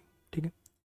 कुछ बच्चे मीनिंग ये निकाल रहे होंगे, वो लेट पहुंचा क्योंकि उसकी ट्रेन छूट गई थी। क्योंकि पता नहीं है ना ये देर क्या है, ये तो समझ में नहीं आ रहा। अगर बच्चा देर रेलवे स्टेशन को मान रहा है, अगर बच्चा देयर को रेलवे स्टेशन मान रहा है, फिर तो वो क्या बोलेगा, वो रेलवे स्टेशन लेट पहुंचा इसलिए ट्रेन छूट गई। अगर यहाँ रेलवे स्टेशन लिखा हो तो क्लियर हो जाएगा मीनिंग, लेकिन यहाँ तो देयर लिख के छोड़ दिया। तो अगर मैं इसको रेलवे स्टेशन मानूं, अगर मैं इसको रेलवे स्टेशन मानूं तो इसका मतलब वो रेलवे स्टेशन लेट पहुंचा इसलिए ट्रेन छूट गई, ये मीनिंग है।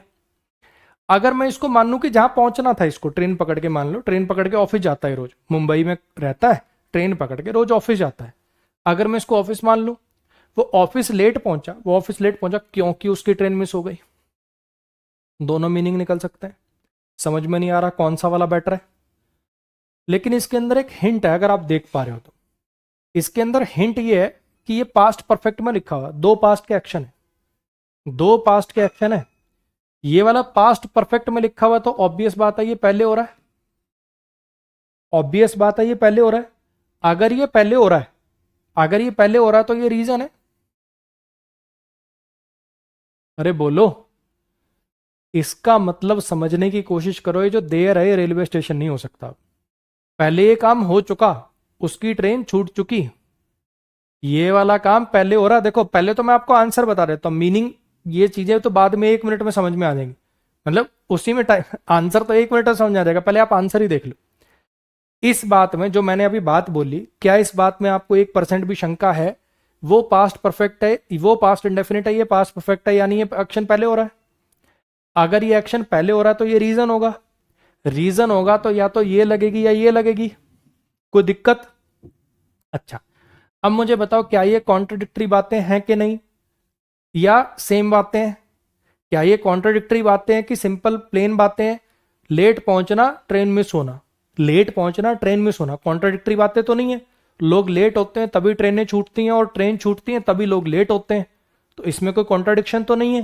तो इसका मतलब यहां पे एज आएगा। फिर से बोल दूं एक बार, पहले मैं आपको आंसर बता देता हूं, फिर आपके दिमाग में जो मीनिंग के वो गुब्बारे इधर उधर फूट रहे हैं उनको संभाल लेंगे। अभी के लिए अगर सिर्फ आंसर की बात है तो ये पास्ट इंडेफिनिट है, ये पास्ट परफेक्ट है। ये पास्ट परफेक्ट है तो पहले हो रहा है, पहले हो रहा है तो ये रीजन है, ये रिजल्ट है, ऑब्वियस बात है। रीजन है तो इसका मतलब ये या फिर ये लगेगी। कॉन्ट्राडिक्टरी बात कोई है नहीं, यानी ये लगेगी। बात खत्म हो गई। ऐसी पहले इसका भी आंसर बता दूं आपको सीधा, पहले ये पास्ट परफेक्ट में लगा हुआ है तो ये रीजन है, ये पास्ट परफेक्ट में लिखा हुआ है तो ये रीजन है, और ये रिजल्ट है। हाँ कि ना? इतनी बात समझ में आ गई सबको?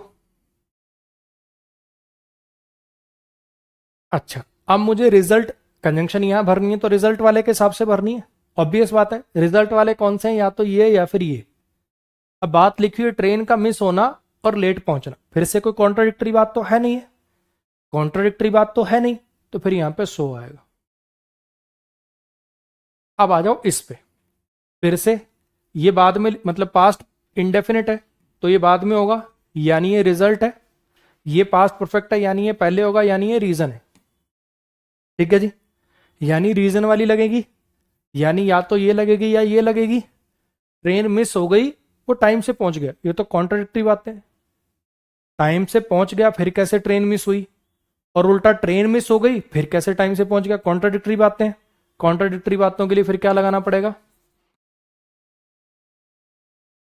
ऑल दो लगाना पड़ेगा। क्लियर हुई इतनी बात? फिर से इस पे आ जाओ, वो टाइम से पहुंच गया, ट्रेन छूट गई। अब फिर से ये क्या है, पहले हो रहा है, यानी ये रीजन है, और ये रिजल्ट आया। इस बार आपको कौन सी भरनी है, इस बार आपको कौन सी भरनी है, रीजन वाली भरनी। इस बार कौन सी भरनी है, रीजन वाली भरनी है। रीजन वाली कौन सी है, एज और ऑल दो है। रीजन वाली कौन सी है, एज और ऑल दो है। अच्छा जी, अब मुझे बताओ क्या ये कॉन्ट्राडिक्टरी बातें हैं, हाँ कि ना? क्या ये कॉन्ट्राडिक्टरी बातें हैं, यस और नो? कॉन्ट्राडिक्टरी बातें तो फिर से ऑल दो आ जाएगा, लेकिन मीनिंग अलग हो जाएंगे दोनों के। ये तो सिर्फ आंसर की बात हुई, ये तो हुई सिर्फ आंसर की बात। ये है जी आंसर की बात।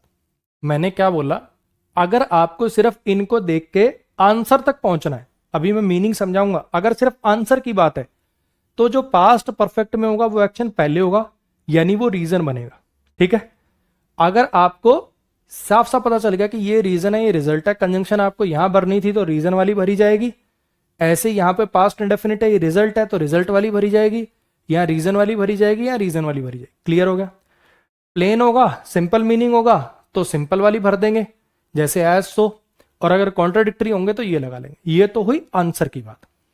अब थोड़ा समझते हैं कि हमने लिखा क्या लिखा है, इसका क्या मीनिंग है, इसका क्या मीनिंग है, इस सेंटेंस का क्या मीनिंग है, इस सेंटेंस का क्या मीनिंग है। इसको थोड़ा सीखने समझने की कोशिश करते हैं। देखो जरा ध्यान से सुनना मेरी बात। एक बंदा है, वो अपने घर से निकलता है, एच मतलब होम है उसका। ठीक है? एक बंदा अपने घर से निकलता है, रेलवे स्टेशन जाता है, रेलवे स्टेशन से वो ट्रेन पकड़ता है, और ट्रेन पकड़ के वो ऑफिस चला जाता है। ठीक है, मान लो किसी का ये रूटीन है, घर से निकलता है, रेलवे स्टेशन जाकर ट्रेन पकड़ता है, और फिर वहां से ऑफिस जाता है। अब मेरी बात बड़े ध्यान से सुनना, यहां पे पहले सेंटेंस में आपने ट्रेन के मिस होने का काम पास्ट परफेक्ट में लिख दिया। आपने ट्रेन के मिस होने का काम, आपने ट्रेन के मिस होने का काम पास्ट परफेक्ट में लिख दिया, यानी ट्रेन मिस हो चुकी है, ट्रेन मिस हो चुकी है। अब ये बात किसी को कब पता चलेगी कि ट्रेन मिस हो गई, ये बात किसी को कब पता चलेगी कि ट्रेन मिस हो गई? रेलवे स्टेशन पहुंच के पता चलेगी। अब आप कहोगे सर ऐप पे भी तो देख सकता था, चलो मैंने तुम्हारी बात वो भी मान ली, ऐप पे देख के पता चल गया या रेलवे स्टेशन पहुंच के पता चल गया कि ट्रेन मिस हो चुकी है। अब तुम्हारे, तुम मान लो रेलवे स्टेशन ही जा रहे थे, टैक्सी में तुमने खोल के देख लिया ऑनलाइन पे, मतलब रनिंग स्टेटस से कि ट्रेन जा चुकी। ठीक है, अच्छा, या रेलवे स्टेशन पे खड़े हो, वहां पता चल गया कि ट्रेन तो चली गई। अब मुझे बताओ तुम कहां जाओगे? तुम्हें ऑफिस पहुंचना होता है, रोज घर से निकलते हो, रेलवे स्टेशन से ट्रेन पकड़ते हो, ऑफिस पहुंचते हो, तुम्हें पता चल जाए कि ट्रेन छूट चुकी है, ट्रेन के छूटने काम हो चुका, ट्रेन छूट चुकी। अब तुम कहां जाओगे? बोलो, क्या आप रेलवे स्टेशन जाओगे? क्या इस देर का मतलब रेलवे स्टेशन हो सकता है क्या? क्या ऐसे सिनेरियो में जब ट्रेन छूट चुकी है, ट्रेन छूटना पहली बात तो वो जो आप दिमाग लगा रहे हो ऐप वैप वाला, उसको सोचना नहीं है, फिर सोच भी लो तो भी चलो, रेलवे स्टेशन पे तो ऑलरेडी खड़ा होगा, तभी तो पता चलेगा कि ट्रेन छूट गई, तभी तो पता चलेगा कि ट्रेन छूट गई। पर चलो तुम ऐप वैप से भी देख लिया, तो अब रेलवे स्टेशन जाओगे कि ऑफिस की तरफ जाओगे, बस पकड़ के जाओगे, कैब पकड़ के जाओगे? हाँ कि ना? अगर ट्रेन छूट चुकी है ये पता चल जाए, तो अब जो नेक्स्ट आप पहुंचोगे इस देर का मतलब तो ऑफिस होगा। हाँ कि ना? मेरी बात आती है समझ में? अब इस पे आ जाओ, ट्रेन मिस हो गई और वो वहां लेट पहुंचा। अब इस बार ट्रेन मिस हो चुकी और यहां पे इस बार अपने को लगाना लेट पहुंचने वाली बात। इस बार देयर, मतलब इसमें कोई स्ट्रक्चर में फर्क नहीं है, वही सेम बात है। इस बार सिर्फ ये स्ट्रक्चर का फर्क आया, वो पहले बाद में लिख दिया, वरना देयर का मतलब वही सेम ही रहेगा। देखना कैसे, फिर से वही बात कि ट्रेन मिस हो चुकी है, ट्रेन मिस हो चुकी है। अगर ट्रेन मिस हो चुकी है तो अब कहां जाएगा, ये देयर का मतलब कहां होगा, कहां पहुंचा होगा। ट्रेन तो मिस हो चुकी, उसके बाद कहां जाएगा आदमी, ऑफिस जाएगा, बस पकड़ के जाए, कैब पकड़ के जाए, क्या मतलब हमें उससे।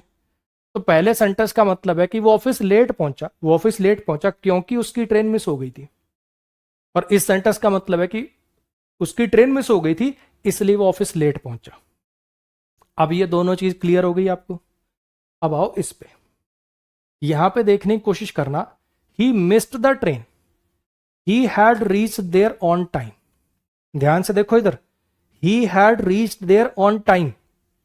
इधर देखो, ट्रेन मिस हो रही है बाद में, ट्रेन बाद में मिस हो रही है, ट्रेन अभी मिस हुई नहीं है, ट्रेन बाद में मिस हो रही है और वो पहुंच पहले रहा है। ट्रेन अभी बाद में मिस होगी, पहुंच पहले रहा है, तो कहां पहुंचा होगा ये, कहां पहुंचा होगा ये।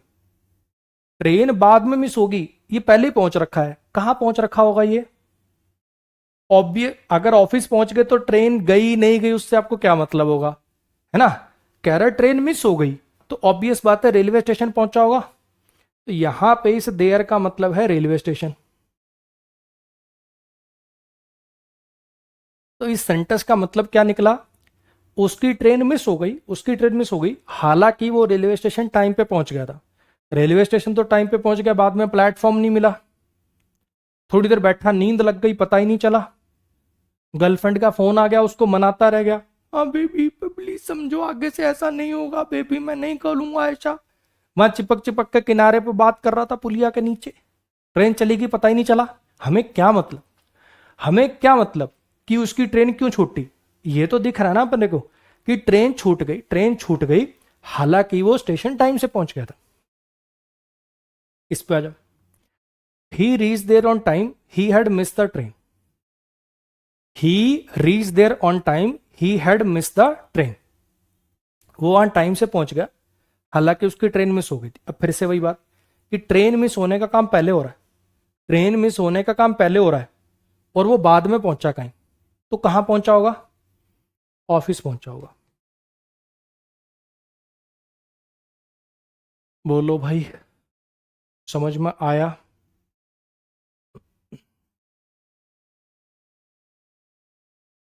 अब एक भाई का लॉजिक देखो, सर आप हमेशा हाफ बाजू की टी शर्ट में होते हो, है ना। आप कोई भी सीजन हो हाफ बाजू की टी शर्ट में कैसे होते हो, ठीक है। इसका मतलब ये क्लासेज रिकॉर्डेड हैं, हर सीजन में कोई हाफ बाजू की टी शर्ट में कैसे हो सकता है। ऐसे हो सकता है मुन्ना कि जब गर्मी चल रही हो ना तब एसी चला लिया जाए, और जब सर्दियां चल रही हो तो हीटर चला लिया जाए।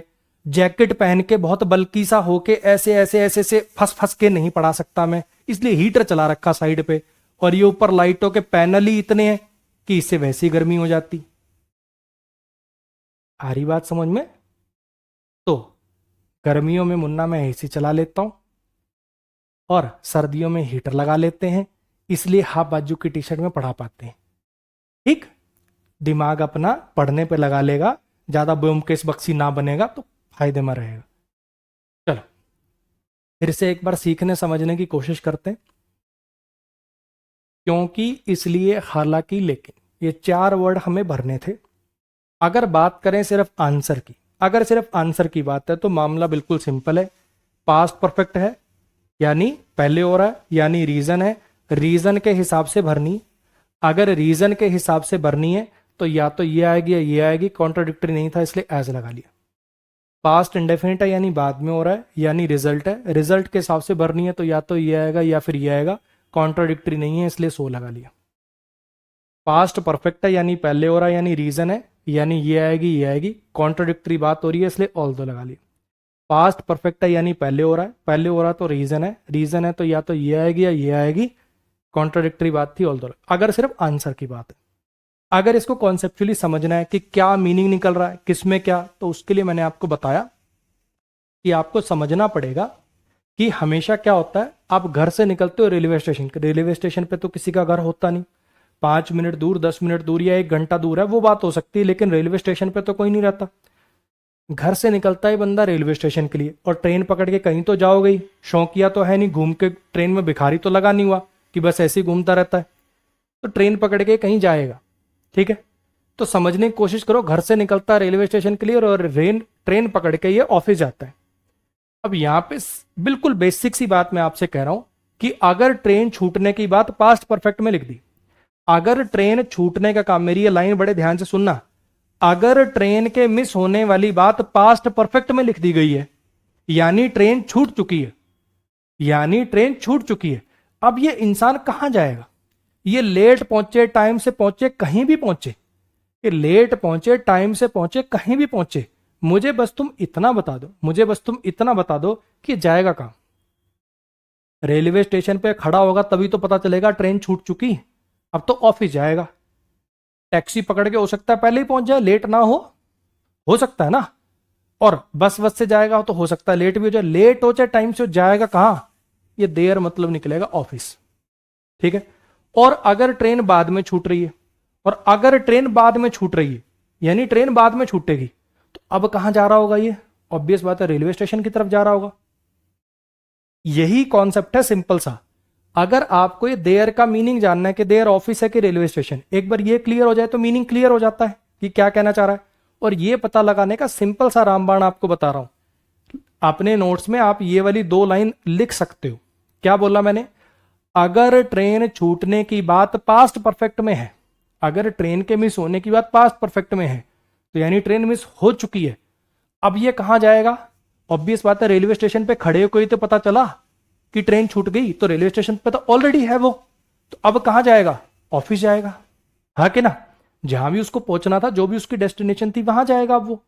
और अगर ट्रेन छूटी है बाद में, यानी पास्ट इंडेफिनिट में ट्रेन छूटना लिखा हुआ है, अगर ट्रेन छूटना पास्ट इंडेफिनिट में लिखा हुआ है, तो इसका मतलब अब अगर वो कह रहा है कि टाइम से गया, लेट पहुंचा, कहां जा रहा होगा वो? अब वो रेलवे स्टेशन जा रहा होगा। इतना कॉन्सेप्ट अगर आपको क्लियर है तो ये सारे आपको मीनिंग क्लियर हो जाएंगे, तो सारे आपके ये मीनिंग क्लियर हो जाएंगे। और मीनिंग क्लियर हो जाएगा तो कंजंक्शन आप वैसे ही भर लोगे। बोलो जी, क्लियर हो गया? हाँ जी, तो इसके साथ अपना जो कंजंक्शन चैप्टर है वो खत्म होता है जी। इसकी प्रैक्टिस क्लास आपको मिल जाएगी। उम्मीद करता हूं कि क्लासेस देख रहे हो, पढ़ रहे हो। ऐसा नहीं कि कोर्स मेरी साइड से तो खत्म होता जा रहा है, 2-3 ही चैप्टर बचे हैं अब। Preposition, advance verb, voice narration, एक तो छुटपुट टॉपिक है, क्वेश्चन टैग, सुपरफ्लस, इस टाइप के। बड़े बड़े तो 4 ही चैप्टर बचे हैं। एक कंडीशनल मान लो, चलो 5 चैप्टर मान लो, 6 मान लो ज्यादा ज्यादा, तो आपका जो कोर्स है वो 75% के आसपास निपट गया है। 75 से ज्यादा ही मान लो आप। तो ऐसा तो नहीं कि ये कहीं मेरी साइड से निपटा, तुम्हारी साइड से निपटा ही नहीं। अगर आपको ऐसी कोचिंग करनी है कि जिंदगी में दोबारा इंग्लिश की कोचिंग ना लेनी पड़े, तो बोला था ना पहली क्लास के पहले सेंटेंस से पढ़ो। जैसे एक चैप्टर खत्म होता है उसके प्रैक्टिस क्वेश्चन लगाओ, अगला चैप्टर खत्म उसके प्रैक्टिस क्वेश्चन, अगला चैप्टर खत्म उसके प्रैक्टिस क्वेश्चन। जब 3 चैप्टर हो गए तो फिर अभी आगे मत पढ़ो 2 दिन, पिछला पूरा रिवाइज करो और प्रैक्टिस क्वेश्चन दोबारा लगाओ।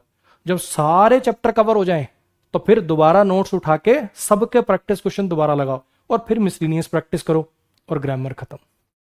सब कुछ इसी बैच से ही करना है। चैप्टर वाइज प्रैक्टिस भी इस बैच से करनी है, मिसलिनियस प्रैक्टिस भी इसी बैच में दूंगा। ग्रामर के लिए आपको कोई और वीडियो, कोई और पीडीएफ, कुछ जरूरत नहीं है, सिर्फ और सिर्फ ये बैच। बस तुम करने वाले बनो।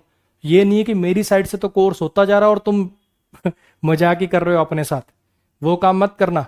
प्रैक्टिस अगर साथ साथ नहीं करोगे तो ये कॉन्सेप्ट याद नहीं रहेंगे, ध्यान रखना। ठीक है, आज के लिए गुड नाइट, मिलेंगे अगली क्लास में।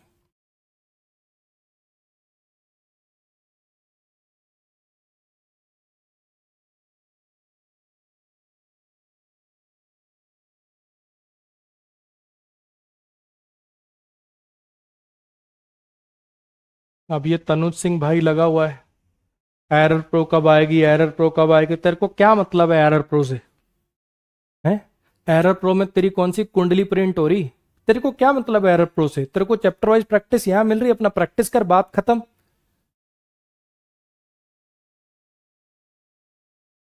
काजल जी कह रही हैं शायद आप जोक्स को लेके थोड़े से सेंसिटिव हो। हाँ, बहुत सेंसिटिव हूँ बच्चे। मजाक करो अपने भाई बंधुओं के साथ, अपने दोस्तों के साथ, अपने जीजा साली के साथ। मेरे साथ मजाक करने का मतलब क्या है? हैं? मेरे साथ मजाक करने का मतलब क्या है? ना मैं आपका कोई दोस्त हूं, ना मैं आपका कोई जीजा हूं, ना मैं आपका कोई देवर हूं। मेरे साथ क्या मजाक कर रहे हो? पढ़ो अपना चुपचाप। पढ़ने आए हो, पढ़ो, निकलो।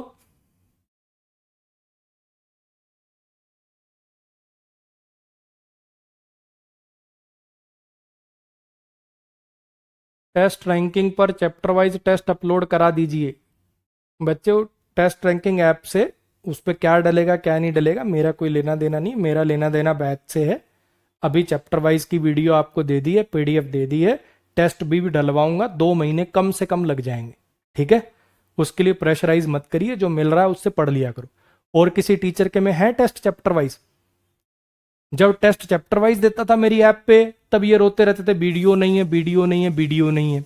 अब वीडियो दे दी तो टेस्ट नहीं है, टेस्ट नहीं है, टेस्ट नहीं है। और पढ़ना तुमने तो भी नहीं। ये जो ज्यादा डिमांड कर रहे होते हैं ना, ये भी ऐसे डलेगा तो पढ़ लूंगा, ये बस ख्याली पुलाव बना रहे हैं कि अगर सर टेस्ट की फॉर्म में डलवा देंगे ना, तब पढ़ने में मजा आएगा, तब तो मैं सारे कर लूंगा। ये ख्याली पुलाव ही बनाते रह जाते हैं बच्चे। ठीक है? जिसने पढ़ना होता है ना, वो तो चाहे वीडियो ना हो वो पीडीएफ से भी लगा लेता है। यहाँ तो पीडीएफ भी है, वीडियो भी है। जिसने पढ़ना हो वो कर लेता है। और ये जो यही सोचे बैठे हैं, अच्छा टेस्ट में डलेंगे तो पढ़ूंगा, वीडियो में डलेंगे तो पढ़ूंगा, ऐसे डलेंगे तो पढ़ूंगा, तो तू 2-3 साल इंतजार कर। इतनी जल्दी क्या है? क्यों जवानी खराब कर रहा अपनी?